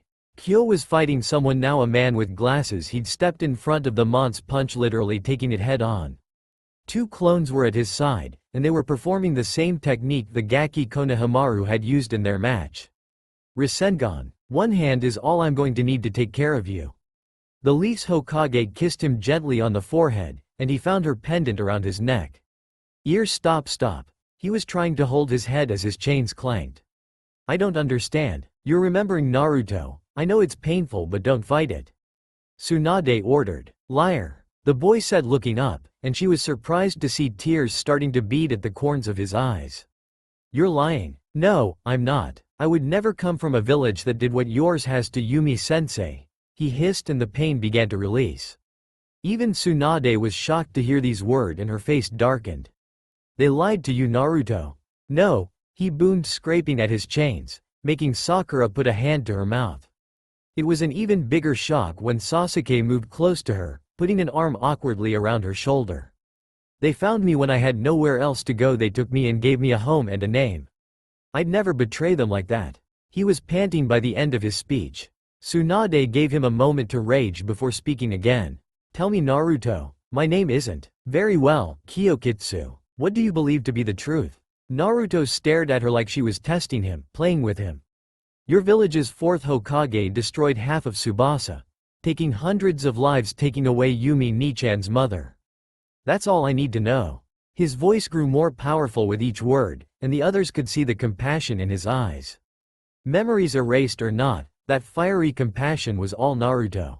That can't be true, Sakura started, her voice trembling, then got stronger. They lied to you, Naru. No. Tsunade's voice wasn't loud, but it did penetrate the girl's denial and she stopped. The woman turned back to him, her eyes holding a new graveness but still rock hard. It's true, over 18 years ago Minato went to the village hidden in the wings to bring back the first Hokage's taming flute. Many of the ninja there fought to keep it. So you admit Konoha was behind destroying Subasa. There was a loud slap as Tsunade's hand whipped across his face, and Kyo became speechless. It wasn't a Tsunade chakra-powered hit either, but it made the boy look at her in shock. She continued to speak. Let me finish. Minato did not go to steal the flute, he was going to bring another ninja back to play it for one specific purpose. Her gaze buried deep into the boy's skull. So that his wife, the previous Jinchuriku of the Kyuubi no Kitsune, could deliver her child without releasing the demon. Do you know who that child was? Kyo of Tsubasa? She stopped letting her words sink in. It was you, the firstborn son of Namikaze Minato and Uzumaki Kushina. He stared at her, still not believing what he was hearing. He was the son of the fourth Hokage? That couldn't be true, there was no way. The image of a man with long gold hair that matched his own filled his mind. The man had a hand on his head. It's a parent's duty to have undying faith in their child. I know you can do this, Naruto. He shook his head, that couldn't be real, the fourth had died years ago, and in this image Kyo wasn't much older than he was now. Next he saw a woman with long red hair, he was hugging her tightly. You know the words I say for the two men who've complimented my hair. She smiled at him lovingly. There, I love you. He felt terror well up in his mind. These images, they felt even more real than all the others. Naruto? Tsunade put a hand on his shoulder trying to comfort him, but he wouldn't have it. It's not true, it's not true. It is. You are a ninja who loves his village and would do anything to protect it.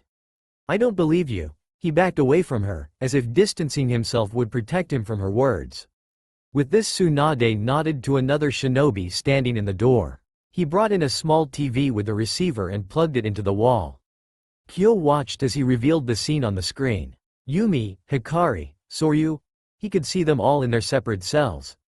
He snarled fiercely at the individuals in the room. If you even try to hurt any of them, I swear. The Hokage gave him a look that could still a demon, and in a way it did. Watch. He did as he was told and the screen blinked, now only showing Yumi. She had her head bowed. Yes, it was all set up. Uzumaki Naruto was to be delivered to the village hidden in the wings, after the Lotus flute wiped his memories. There he would be trained by our ninja and take on a new identity. Afterward, we were to enter him and two others in the Chunin exams where I was meant to kill the Hokage. If something went wrong, it was set up so that Kyo Naruto would lose control. She spoke these things as if they had already known and was sick of explaining it to them. When asked why, she burned back at them. Because the only way to get my great uncle's flute back was to play by Jiroko rules. At first we didn't understand why he was sending the boy to us. He had the Lotus flute, he could easily use it on him in the village whenever he wished. But that wasn't his plan. Her eyes darkened. I can see now that the only reason he wanted Naruto to be there was to humiliate the Hokage. In truth, I don't think he wanted her dead at all. All he needed was to have one of her most trusted ninja turn his back on the village and become an enemy. Naruto being a Jinchuriku would be even more effective in showing how poor her judgment as Hokage was. Subasa was ignorant, and in our desperation to get the flute back was used. I'm ashamed of ever being a part of this operation. She looked regretfully away from her questioners, then back up. But I will say this: Konoha wronged my country, and for that one day they will pay. The screen blinked off. Now I'm curious to know who this Jiroko person is, Tsunade said, although she was beginning to get a pretty good idea. Kyo wasn't listening to her. He looked as if his world had been torn apart, and it had. He'd only had the past 6 months of memories, and to find out that all of it was a lie? It was too much. An aura of red filled the room and he shook. What was the truth? These Konoha ninja could just as easily be fooling him. He felt his chest burning and the fire moved to every part of his being. He shouted in pain, Naruto! Sakura couldn't get close to him as Kyuubi's chakra spilled out. She watched as behind him, 3 more tails sprouted and he pulled at his chains. With a roar the metal split and he was free. Stop him! But the Hokage's order couldn't be fulfilled, not even by the Black Ops. Naruto the Kitsune was too fast, and his chakra burned worse than fire with fear. It wasn't long before he escaped the building altogether and disappeared into the night. He passed through the empty village streets, not sure where he was going. Everything in his mind was a mess. He'd been used, lied to by people he'd come to think of as family. Now he was alone again, with these images flashing in his mind. Some part of him felt he did remember Konoha, while the others refused to believe it, and it wasn't long before he stopped in a place that was distinctly familiar. The Ninja Academy, where children were trained in basic shinobi arts before they became genin. He didn't know why he'd stopped, or even why when he began to move again, it was toward a lone swing hanging from a tree just in front of the building. He took a moment to situate himself on the wood-board saddle style. Finally he sighed, gripping the rope in front of him. Who am I? Iruka was the first to find him, and as he inspected the scene he was reminded of a time the boy had been there often. To Iruka it seemed to signify loneliness. Apparently Naruto felt the same. He approached his former student cautiously. Kyo's ears twitched as he heard the sound of movement. A moment later his red eyes had caught Iruka's. Stay back. It wasn't a load order, but it did stop the teacher in his tracks. Naruto, is that really who I am? He asked, and Iruka flinched at the demonic red in his eyes. Kyo Kyuubi? Naruto? I don't know what the truth is anymore. Iruka was silent for a moment. You're Uzumaki Naruto, the boy who dreams to surpass the fourth Hokage. The 6 tails the boy had accumulated were now twisting violently, but he didn't get angry. I remember hatred and fear. People didn't want me. Do you remember your friends? The Kitsune boy looked up at him again, and the force of his defeated stare made Iruka continue. Naruto, you touched so many people's lives and proved to them who you really were. Whether they liked it or not. The sensei couldn't help but give a smile. You've protected this village and the people you loved countless times. I should know because I'm your friend too. Iruka-sensei? Iruka felt a sense of hope, but it was soon dashed away as it seemed Naruto had only been testing the name. Kyo held his head as he felt the hint of memories. He had been at this academy. Iruka-sensei had failed his genin exam. Wait, no, the sensei was protecting him from someone and he was injured. Close your eyes, Naruto? Can I open them yet, sensei? Yes, open your eyes. He did and could now feel the weight of a Hite 8 around his head. Congratulations, you graduate. Oog, his clawed hands dug into his head. So many images. There was the girl with the pink hair again, younger but just as cute.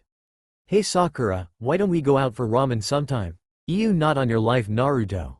What are you looking at, loser? Iruka-sensei, why is it a great ninja like me is being placed on the same team as Sasuke? Naruto? Iruka reached out to him, but the boy swung his arm out. The Chunin just missed getting clawed. I don't understand. That's because you're afraid. Sasuke appeared in front of them. Iruka hadn't even sensed his presence. How long had the boy been watching? Shut up, Teme. Sasuke smirked and then threw a kunai at him, which he instinctively caught. The Usura Tonkachi I remember wasn't afraid of anything. If you really want to know the truth, then fight me. Kyo growled, shut up, you don't know me. Funny, you're right. I remember a time when neither of us understood each other at all. Sometimes I still don't think I know what your pain really was, but Sasuke's dark eyes seemed to look right into his soul. That doesn't matter so long as Team 7 can laugh together, right? Naruto vaguely remembers saying those words at some point. Team 7? You have until the afternoon to get these bells from me. The one who can't goes without lunch. Just wait, I didn't say start yet. I could go days without eating, weeks even. Here, huh? You're not any use to me if you don't have any energy. You'll just be a liability. Ah, here, just take it, Sakura. Kyo looked up, his eyes glowing a burning red. He couldn't take it anymore. If this guy wanted a fight, he was going to give it to him. Kyo threw the kunai back, receiving a questioning glare. Trust me, Teme, you're going to need it. Both young men prepared themselves. I hope you're ready for this, Naruto.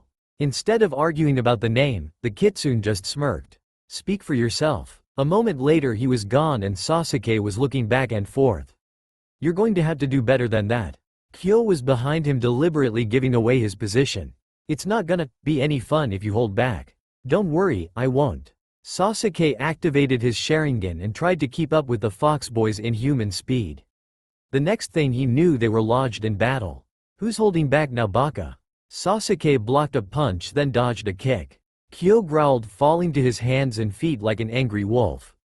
He was right. Why was he holding back? He had chakra to spare. It was just that. Chidori. Kyo's eyes grew. He'd seen this before. The crackling lighting was coming at him and he jumped out of the way, clean over Sasuke's head. "I'll break every bone in your body." He glared, repeating the words in his mind. "You couldn't even if you tried." He came at him, snatching a kunai off the ground. Sasuke dropped the Chidori and blocked with his own, each of them trying to get a hit in. "You idiot, what are you doing here?" Sasuke accused him. "Mirrors and ice." Sasuke was injured with sharp needles.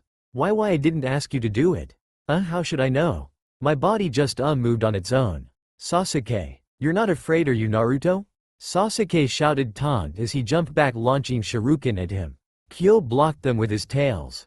"Shut up." With that, his tails began to grow, and they struck out at the Uchiha. Sasuke tore through one with a new Chidori before getting wrapped up by another. Kyo dragged him in front of himself so they could face each other.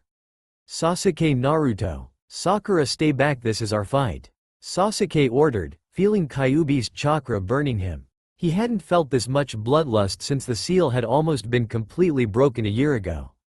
Naruto roared at him, and in a moment it was a sound of pain. Chidori had just gone through his chest. His eyes momentarily blue, stared back at Sasuke. This has happened before. Sasuke was looking at him with hard eyes, trying to ignore Sakura's screams. No one could get close to the battle without Naruto's tails striking out. Sasuke hadn't wanted to do it. Plunged Chidori through his best friend's chest for a second time.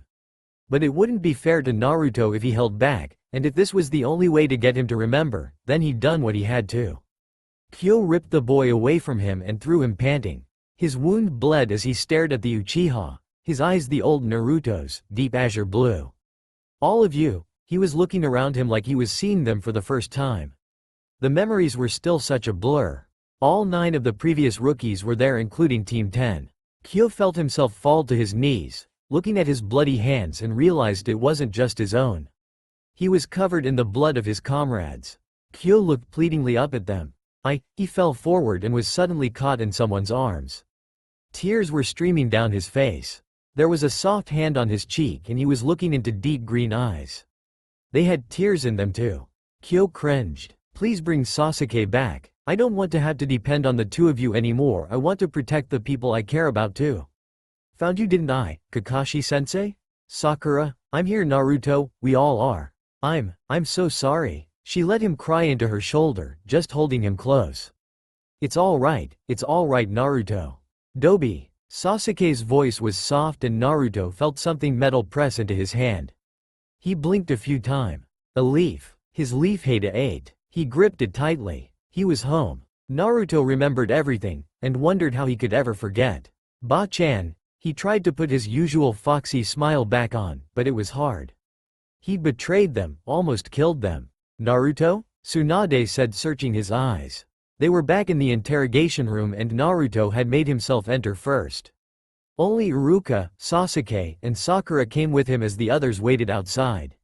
"So, your memories have returned." He bowed his head. "I'm sorry." It felt like even if he said it 1,000 times the pain was never going to go away.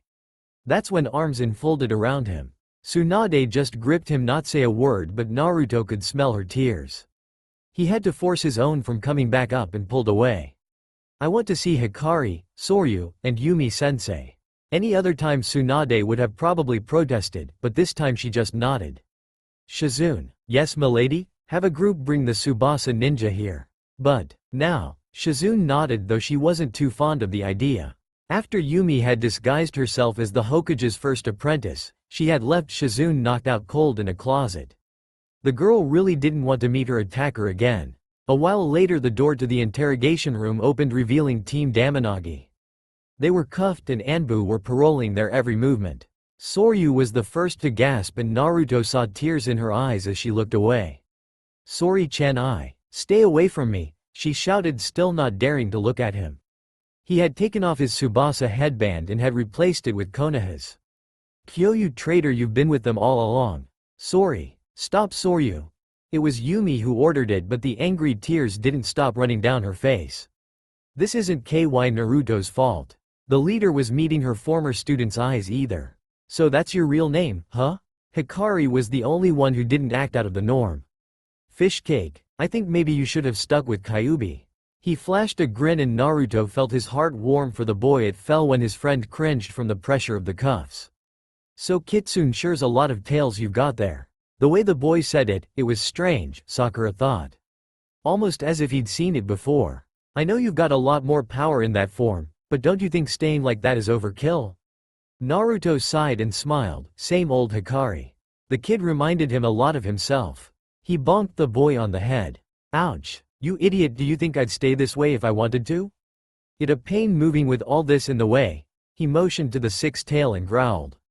Are you meaning to say this has happened before? Tsunade said sharply, and Naruto, being himself, itched the back of his head awkwardly. Well, sort of, Naruto. Tsunade's voice was very close to being deadly. I've only ever taken this form on a few times. Back when I didn't have any memory, Yumi-sensei taught me how to tap into Kyuubi's energy again. Only it's obviously a bit different. He motioned to himself. But the most I ever got was 2 tails, and I could always change back. It's because of the flute. This time it was Yumi who spoke up, and Naruto's eyes landed intensely on her. They were switching from blue to red every so often. Yes, I think we've all come to see that. Tsunade growled at her. Tell me, did you really think you could use one of my ninja against me? Tsunade Ba-chan. Naruto's voice was uncharacteristically sharp, then his face softened. He walked forward, looking Yumi in the eye. So Kyo, do you hate me? It was my family's fault this happened to you. Yumi wasn't prepared for the sudden pressure around her from Naruto's grip. Something loosened on the back of her hands with a sound of breaking metal, and he pulled away. I could never hate you, Yumi, nay. He said, eyes serious. She lifted her uncuffed hand and looked away from him. Naruto. What did? Sakura and Iruka were protesting with him, while Tsunade and Sasuke watched in silent tension. Naruto ignored them. Oh yeah, that's right. You don't like me calling you that in public, right, sensei? He made another awkward gesture and she shouted at him. Stop, just stop it, she hissed, and her other 2 students looked stunned. I am not your sensei, you're a ninja of Konoha who Subasa freely used as their tool. You mean nothing to me. Naruto grabbed one of her wrists as she struggled, but his face was soft as he looked into her eyes. That may be, but Yumi, I will always consider you my sensei. Her eyes burned and she focused chakra into them to stop tears from spilling. Naruto let her go and went to the other 2.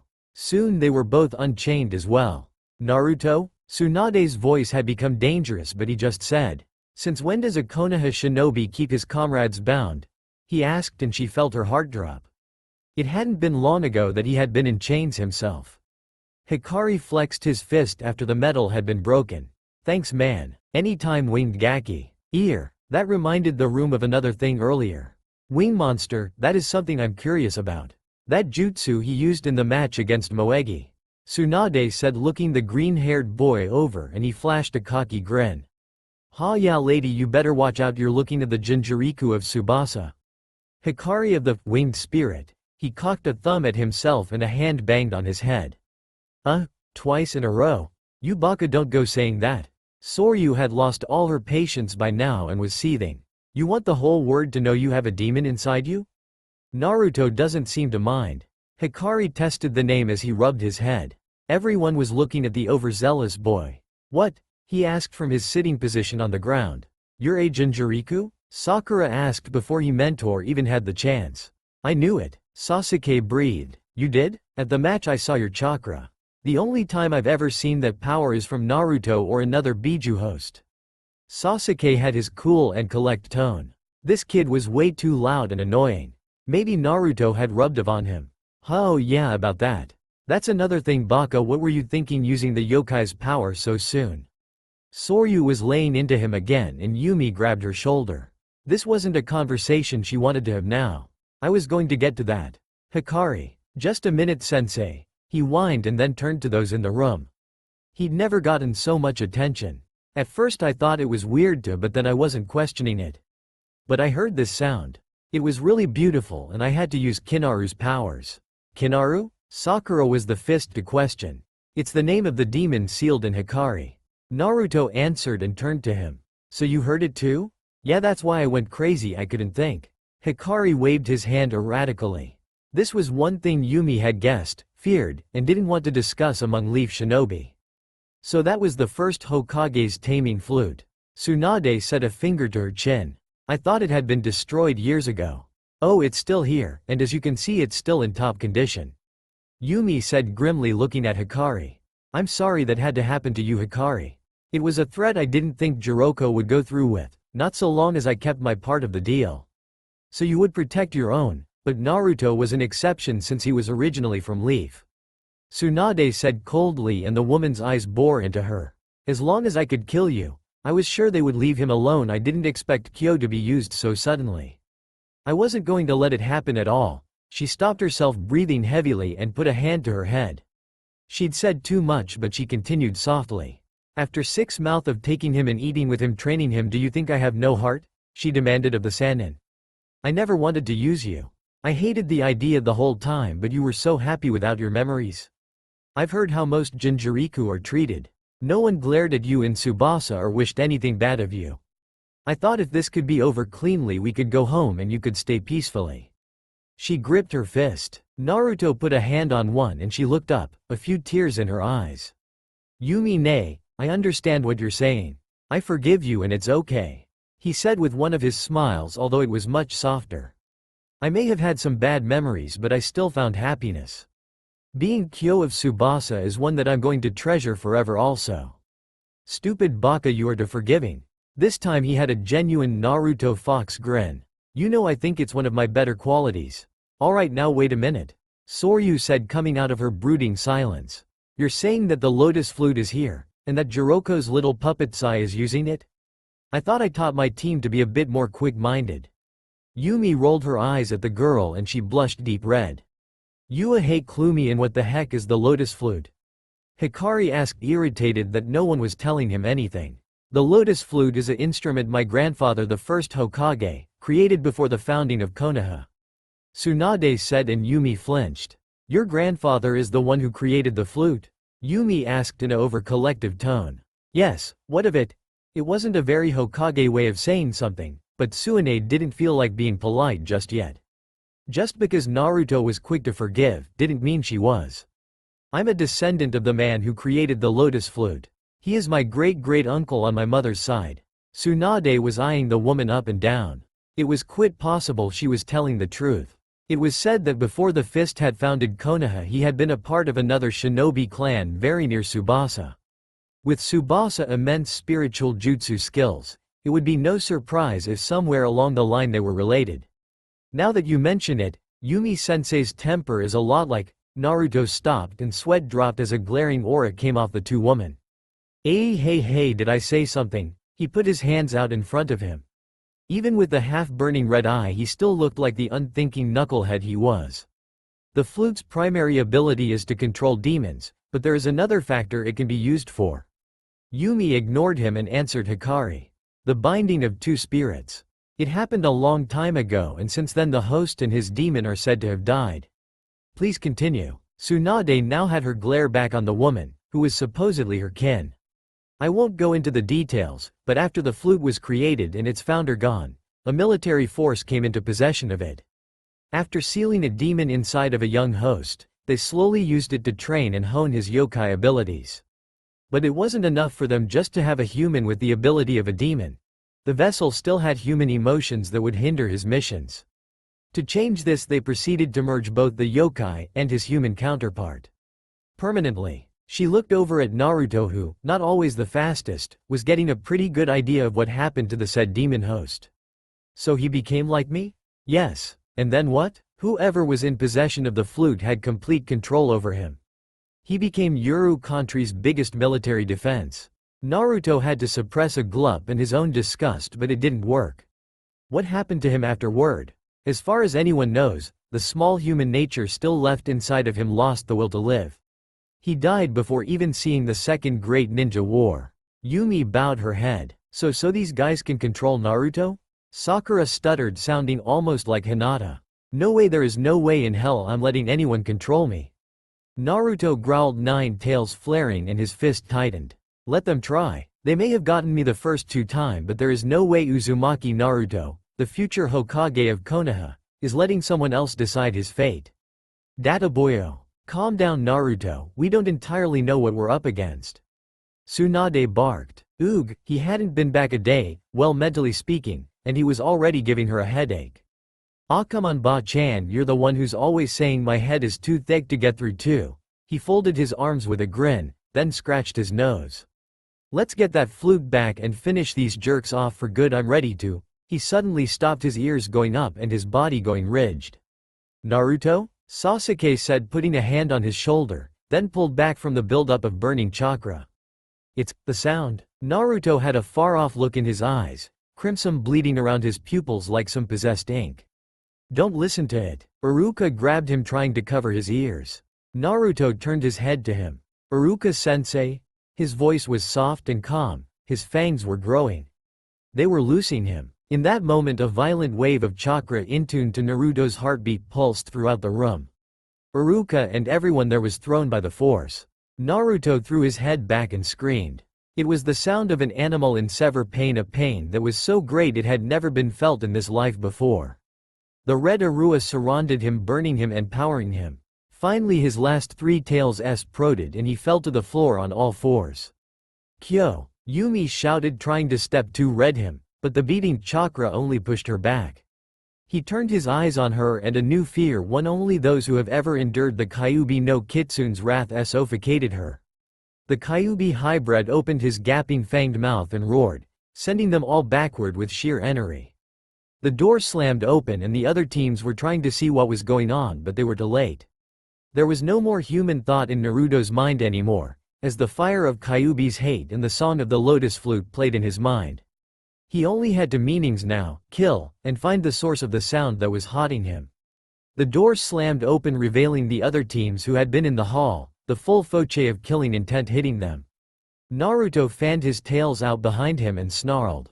Then with a lift of his and he turned and smashed through the wassail. The force was so strong that even this deep in the interrogation unit, it blasted through several walls. "Stop him," Tsunade ordered as he escaped through the tunnel. No shinobi wasted any more time. "Akamaru, let's go." Kiba jumped on his partner's back as they exited into the open air. If any could keep up with that animal-like speed, the Inuzuka ninja dog could. Either way, they didn't need to smell his trail to follow him. Naruto left building shattered in his wake. "Thank goodness we had them all evacuated," Sakura thought as she forced herself to move faster. Soon they were far out of reach of the village. Time stood still and the shinobi stopped. The killing intent, the aura of death, it was gone. "Naruto!" Sasuke shouted. "It's no use." Yumi landed beside him and he sneered at her. "What do you mean no use? He's not Naruto anymore, he's not even human," she said coldly, looking forward. "And soon, if Jiroko decides it, this village will fall." "I don't believe it," Iruka yelled back at her. "He isn't capable." "Oh, trust me, he is quite capable. And judging by where we came, I'd say that wasn't even a quarter of his power." Tsunade looked absolutely livid, and she was about to order them to spread out when a scream rang through the air. "Kiba!" Hinata cried and even Shino looked stunned. In a moment they were gone and everyone else followed. The scene they came on was a gruesome one. Akamaru's body had been thrown back against a tree and his ribs had been broken. Kiba was standing in front of Naruto holding multiple wounds. "Wake up, you little twerp." He coughed up blood as the demon kitsune stared at him mercilessly. One of his tails shot out and threw him back, running him through the ground, making a crater. Hinata looked horrified and along with Tsunade raced to his side. His breathing was shallow but he smiled. "No way I'm letting a little brat like you beat me, Naruto. I'm still alive." With those last words he passed out. "They're here," Shikamaru said as a branch snapped in the woods. All eyes turned on the old bandaged man that stood before them. "Danzo!" Tsunade bellowed. "Jiroko!" Yumi hissed between her teeth. "You bastard!" He only let a single innocent smile touch his lips. "Hokage-sama!" He spat even with that look on his face. Sai dropped next to him, the flute to his lips, but no sound could be heard. Naruto just stared at him, his tails gradually falling limp. "Why isn't there any sound?" Ino breathed. "There is, only we can't hear it." Shikamaru answered her. "I can." Hikari said, his eyes wide and his body shaking. "I can hear it too." "Don't lose yourself, Hikari," Yumi ordered as Soryu grabbed him by the arm. "It's not for me, that song isn't for me, but I understand it." Naruto, his eyes watered and he turned to Danzo. "I'll kill you, you monster." Sububasa no Jitsu. He flew at him and raised his wings throwing darts, but it was no use. Naruto had stepped in front of him and took every blood. Horrified Hikari landed and screamed. Why? Because his only will is to serve me. Danzo spoke again as Naruto pulled the feathers from his body. The wounds sizzled and healed quickly. You slippery piece of scum. I should have known this was all your fault. Tsunade took a step forward and Naruto snarled at her. What have you done to him? Instead Danzo took the time to address her first words. If you were truly worth of the Hokage title Tsunade, then yes you should have known it was I. I'll see you beyond imprisonment for this Danzo. He laughed, soft as ever. Can't you even say that you want my death? And now do you think that it would be so easy? I've had this plan for a very long time you see. Oh yeah, clue us in on your bright idea. Sasuke's hand itched to run Chidori through the monk's heart. But a shinobi is patient and waits for the best moment to strike. The late prodigy of the Uchiha clan and you haven't even guessed. I'm more disappointed with this generation of ninja than when the Sanin stared as genin. He waved a hand. You see, this is the end for all threats that ever lay on the inside of Konoha. And once you are all gone, well then, I'll simply dispose of Naruto, since he has become the biggest threat to us. If Danzo had only knew, when the flute had merged both Naruto and the Kyuubi, their minds had as well. The demon part of Naruto's mind was listening intently and he turned to the man. You think you can control me, mortal? He hissed softly, tails swining around him ominously. Everyone else just gasped or forced themselves to take a step back. So you still attained your ability to speak. I must give the Kyuubi credit for at least that. You old fool. Naruto Kyuubi's eyes burned and he was in front of the old man in an instant. A second later Danzo was smashed and thrown against a tree, snapping his can and making his head bleed. Naruto picked him up by the scruff of the neck as the old monk's eye bondages fell away. I'll paint the earth red with your blood. I think not, young demon. Danzo's left eye snapped open to reveal the Sharingan and sent the Kyuubi kitsune back. Naruto held his head on the ground and roared as his eyes changed to the Sharingan's power. I will not give in, he hissed. Maybe it was the Kyuubi's hatred of being govered over, or Naruto's always burning will that allowed him to still speak. It was probably both. Either way he wouldn't be in control long. Sai, why aren't you playing? Danzo hissed at the emotionless boy. No one else could have been able to tell, but he was watching the demon intensely. I'm your commanding officer, Sai, now do as I say. The pale boy's eyes slipped to the flute in his hands. He had created this, but that wasn't what bothered him. Our duty is to the village, killing the Hokage and her finest shinobi. How is that a projection for Konoha? He turned his dark eyes on the old man. Your emotions are getting in the way of this, Sai. I thought I could have more faith in you. Faith, is that not an emotion? You tell us we shouldn't hold to such things, but your emotions have done nothing but bring disorder and fear. His look was still blank as he gripped the flute. Sai had not made a decision for himself in years, hadn't let himself think as an individual. But this demon, this boy was changing everything. I will not go against my duty to protect Konoha, and I will not allow you to kill the Hokage. He turned his coal-black gaze on the man and took a step forward, walking back to read the other group of shinobi. Most of them were stunned. Anyone who knew about Root had the knowledge that they were squeezed of any last feeling, choice, or emotion.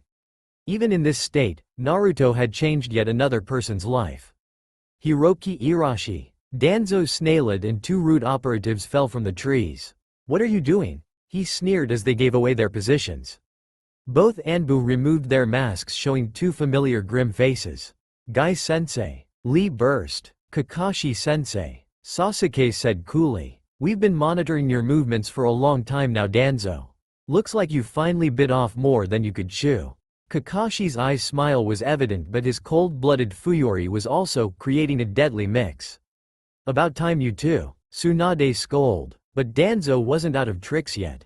Kyuubi, he ordered, and suddenly one of Naruto's tails involuntarily snapped out, wrapping around the flute and pulling it back to Danzo. The old man brought it to his lip and blew. The crowd had to hold their ears as that piercing note vibrated the air. Naruto did the same, but it felt like his were bleeding from the brain outward. Danzo's will of death was shooting through him, and he turned, sweeping a hand of chakra at his friends. Once again they were tossed like rags. Naruto Kyuubi turned on Danzo and the old man looked pleased. Finish them. He ordered. The boy didn't move. Kill them. No. This time when the demon did look up, it was with the left eye burning red and the right blue. You think that you can control us? Kyuubi and me? In a blur he was inches from the man. The Kyuubi doesn't take orders from anyone, and neither do I. He slashed his claws against the man. It was Kyuubi's turn to speak. You had better be grateful, mortal. If not for the boy's will, I would kill you slowly. Stop. This time it was Yumi who screamed, and she raced past the nine tails of kunai in her hand. A moment later she had come down on Danzo's heart, but not before he had another trick up his sleeve. Yumi coughed blood as the summoned katana perked through her body, but she looked into the old mont's eyes and knew she had won. I protect my students with my life, and you are not worthy to die by his hand. With these words she fell to the side, Danzo breathing his last breath. Naruto Kyuubi turned to the woman who had died for them, the blue eye now streaming with tears of shock. Yumi ne, sensei, he shouted, dropping to the ground next to her and propping her back against a tree. Kyo, Naruto, she said, reaching for his face as he cried, and the Kyuubi continued to watch. Then his eyes closed and he fell forward beside her unmoving. Naruto. Sakura was next to him, and with the help of others she rolled him over. His breathing was shallow, but he was still alive. Tsunade was with her a moment later, searching for any injuries with her medical just Su. He'll live, she breathed. No, be quiet you. Tsunade didn't bellow or bark at the young bleeding woman as they caught each other's gaze. Let me finish, you stubborn old witch. She coughed up blood again. I meant to say he will not live like this. Hand me the flute. She raised a hand gestured to the object on the ground only a few feet away. Sasuke was the one to pick it up. Wait, if Naruto trusts her, and she is willing to lay down her life for him, then she has my trust as well. He said. All the fifth could do is nod her head. Very well. Sasuke handed the flute to the woman, but before she could put it to her lips, Soryu and Hikari were beside her. We won't let you die. Soryu sobbed, putting glowing hands around the wound. Yumi-sensei, you can't leave us. Hikari gripped the earth. He reminded Yumi of a grieving angel with the wings still on his back. She raised her hand and brought it down on his head. It barely made a thud. Enough already. You always whine when you don't get your way, she gasped, knowing her lung was filling with blood. She could only suppress it with her chakra for so long. I doubt even the great Sanin Tsunade can save me from this cursed blade. Tsunade didn't look away but knew it was true. The sword Danzo had used would never let those stabbed by it heal, and with the place and severity of the wound there was no chance to even try. You are strong, shinobi, protect our village and forgive the leaf. Our hatred has been rotting away for too long. These were her last wishes as she raised the flute to her lips and blew. This time everyone could hear the music as it filled the air. It was sweet and sad, the last song of someone who would be put to rest shortly. Everyone watched transfixed as Naruto began to change, loosing his tails and forming human ears and features. Soon he was just a boy covered in blood with now wounds on the ground. Sasuke lifted him with Sakura, as she supported his head, holding him close. His face was utterly at peace. It's done. Yumi dropped the flute and it rolled on the ground. She gave in to the last sight of the light in this world, ready to pass to another in the next. Her lip raised in a smile that lasted even after death. Those present felt no shame as they let their tears flow. Ba-chan, where's the flute now? It is safe. I have my finest Anbu and ninja guarding over it for now. Naruto sighed and leaned back onto his pillow. That's good. He glanced over at Kakashi, who surprisingly looked like he wanted to say something but was holding back. Hey, Kakashi-sensei, you look like you've swallowed something nasty. What's up? Kakashi shook himself and made his face less readable, though his eye never curved to show his signature masked smile. I feel partially responsible for this, Naruto, and for that I can only say I'm sorry. You? What did you have to do with anything? Naruto had his usual confused look on his face. He didn't know how much it relieved his friends that it was back. You might have noticed the mission Guy and I were on for Lady Hokage. We were meant to dive deep into Root's headquarters and find whatever we could on Danzo. In the end, when we found out what had happened to you, we were too deeply undercover and couldn't warn the Tsunade-sama. For a moment there was a look of surprise on Naruto's face. So you knew? It wasn't until 3 months after your disappearance that we learned about it. There was a droop in Kakashi's voice when Naruto just flashed a grin. You worry so much, sensei. If it wasn't for what happened, we'd never have found out about Danzo. I'm just sorry about what happened to the village. He looked embarrassed thinking of all the toppled buildings and the giant hole he'd put in the interrogation unit. By the way, those expenses are going to be coming out of your mission pay. Tsunade said, eyebrow twitching a bit. We just had this place rebuilt. There was a simultaneous groan from Team 7. Hey, whatever happened to that guy, Sai? Naruto looked back up at his teacher, who now had his usual half-smile on his face. He's currently explaining his situation with Danzo and the other members of Root to one of my operatives. Tsunade answered, then cocked her head at Kakashi once again. He still had that eye smile on his face. It seems a certain knucklehead ninja changed his view on a few things. Kakashi said, huh, what did I do? Well, other than the few missions the Tsukige had you meet him, nothing. But I did get to know Sai a bit during our mission. He found out about us, but surprisingly kept our secret. He was mostly interested in Konoha's Jinchuriku, and since you were on my team I told him a bit about you. At first he was undeciding of whose side he was on. In the end, it seems his heart still wanted what was best for the village. Naruto grinned, huh, I don't really get how that has to do with me, but thanks Kakashi-sensei. I was thinking about asking the Hokage to place him on our team for a time. Kakashi looked slyly her way. The kid has exceptional skills. What he lacks is human interaction outside of Root. Tsunade gave a nod. We'll see. My lord Tsukige? Otomo as she entered the room. The funeral will be starting soon. Thank you, Otomo-san, he said back still to her. He was looking out on the village. I will be there shortly. They were all dressed in black: Naruto, Sasuke, Sakura, Konohamaru, Sai, and Kakashi, as they visited the memorial of Sorodano Yumi. After a few words from her father and when most had said their tearful goodbyes, Naruto stepped forward, setting a white lily on Yumi's burial stone. You will always be my sensei? Yumi nay. He wiped his eyes with an arm and stood to face his teams from both the Leaf and Wing village. Eyes were being dried and the ninja now pointed their gaze to the future. Team Sorodano, the Tsukige spoke and they turned around. Standing with him was Otomo, whose face, though dim, looked a little less weary. The Tsukige looked pained as he glanced between them, and then stopped on Naruto. Uzumaki Naruto and Ninja of Konoha, I want to apologize for all the pain this old mont's ambitions have put you through. He bowed his head. There was a long silence when Naruto approached him. There was a slight snicker from Otomo, which made the Tsukige look up to see that the boy was bowing to him. Tsukige-sama, I can't speak for the village, but you have more than my forgiveness. It was an honor to work under you for the time that you took me in. He looked up and then grinned with a thumbs up. And once I'm Hokage, you can be sure that Konoha will be your strongest allies. His speech should have shocked the other Leafmen, but in a way it didn't. Naruto had been with these people for longer than they had, and as he said, he wouldn't bow for just anybody. If the Tsukige had earned his respect, then that was enough for them. Hey, if that's the case, then the same goes for me when I'm Hokage too. Konohamaru grinned, thumbing his nose. And as the grandson of the third Hokage, I can represent the village in saying, it's all good between us. Some like Sakura sweat dropped at his very laid-back statement, but let it slide. He definitely picked up that behavior from Naruto. Hey, if the squirt gets to be Hokage, then I'm going to be the next Tsukige someday. Then we can all keep our promises. Hikari pumped his fist high and Soryu hit him on the top of his head. Ouch, Sori-chan, that hurt. He rubbed the sore spot with a pout. The Kage smiled and gave a small smile, then a TS King sound before turning back to Naruto. After all we've done to you, you will make a fine leader one day. Uzumaki Naruto, Kyokitsu the ninja fox, of both Subasa and Konohagakure.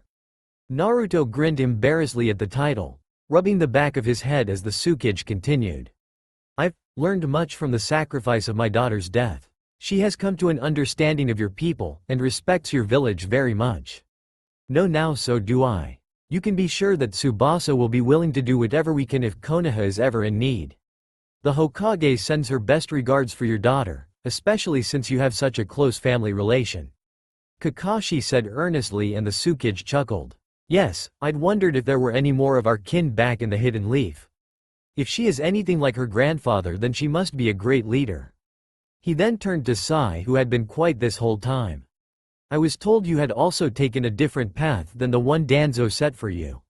I have to say I'm surprised. My allegiance is to the Konoha, never to one individual. Sai said simply in his blank tone, making Naruto stick his lip out and his eyes close in his brooding fox way. What? The pale boy asked him, and suddenly the blonde was behind him with a sneaky expression. You know what your problem is, Sai, you need to loosen up. Naruto grabbed the corners of the other boy's mouth and pulled, forcing him to smile. Sai spun around and punched him backward. Hey, calm, and can't you take a joke? Naruto hollered indignantly as Sasuke pushed him away after he fell back on him. Ha, watch it, Dobi. Naruto gritted his teeth, all his serious manners from before completely gone. He was back to his loud, overexcited self. Sai gave him his blankest stare. Even if I found anything funny, I'm sure no one would enjoy you tugging on their face. Ah, you're just being a girly boy. Funny to hear that coming from you. Do you even support any equidme? The last part was muffled by Sakura's hand to Sai's face. She was pretty sure what was coming next, and knew it wasn't appropriate, especially at a funeral. Haha, such jokers. She waved a hand, sweat dropping all the time. Sai was mumbling something to her and she moved her hand away. Thank, ugly? Sakura's temple throbbed with a vein mark. What did you call me? Kakashi just sighed at his team, and waved a dismissive hand as Sakura went to pulverize their new recruit. Well, thank you for the hospitality, Tsukiji-sama. I think it's high time that we are leaving now. I wouldn't want any of my team being the next to destroy Subasa. Cha, what did you say, Kakashi-sensei? Sakura rounded on him and he waved a hand of departure. Ya nay. With that he was gone, already headed back to Konoha. Oh no, you don't, Shanaru. Sakura was after him in an instant, with both Sai and Konohamaru following. Sasuke just gave his signature, HMPH, and said, come on, Dobi. In another instant he was gone too, and Naruto turned to his old team. He had a bit of a sad look on his face before he grinned wide. Guess that leaves me. Sayonara, Soryu-chan, Hikari, Tsukiji-san. He stopped just before turning around and glanced back at the gravestone. Yumi ne sensei. A moment later he was gone and the Subasa shinobi were just watching the wind blow through the trees. Soryu gave a small smile. Sayonara Naruto-kun. That's all for now. If you enjoy, then please like, share and do comments.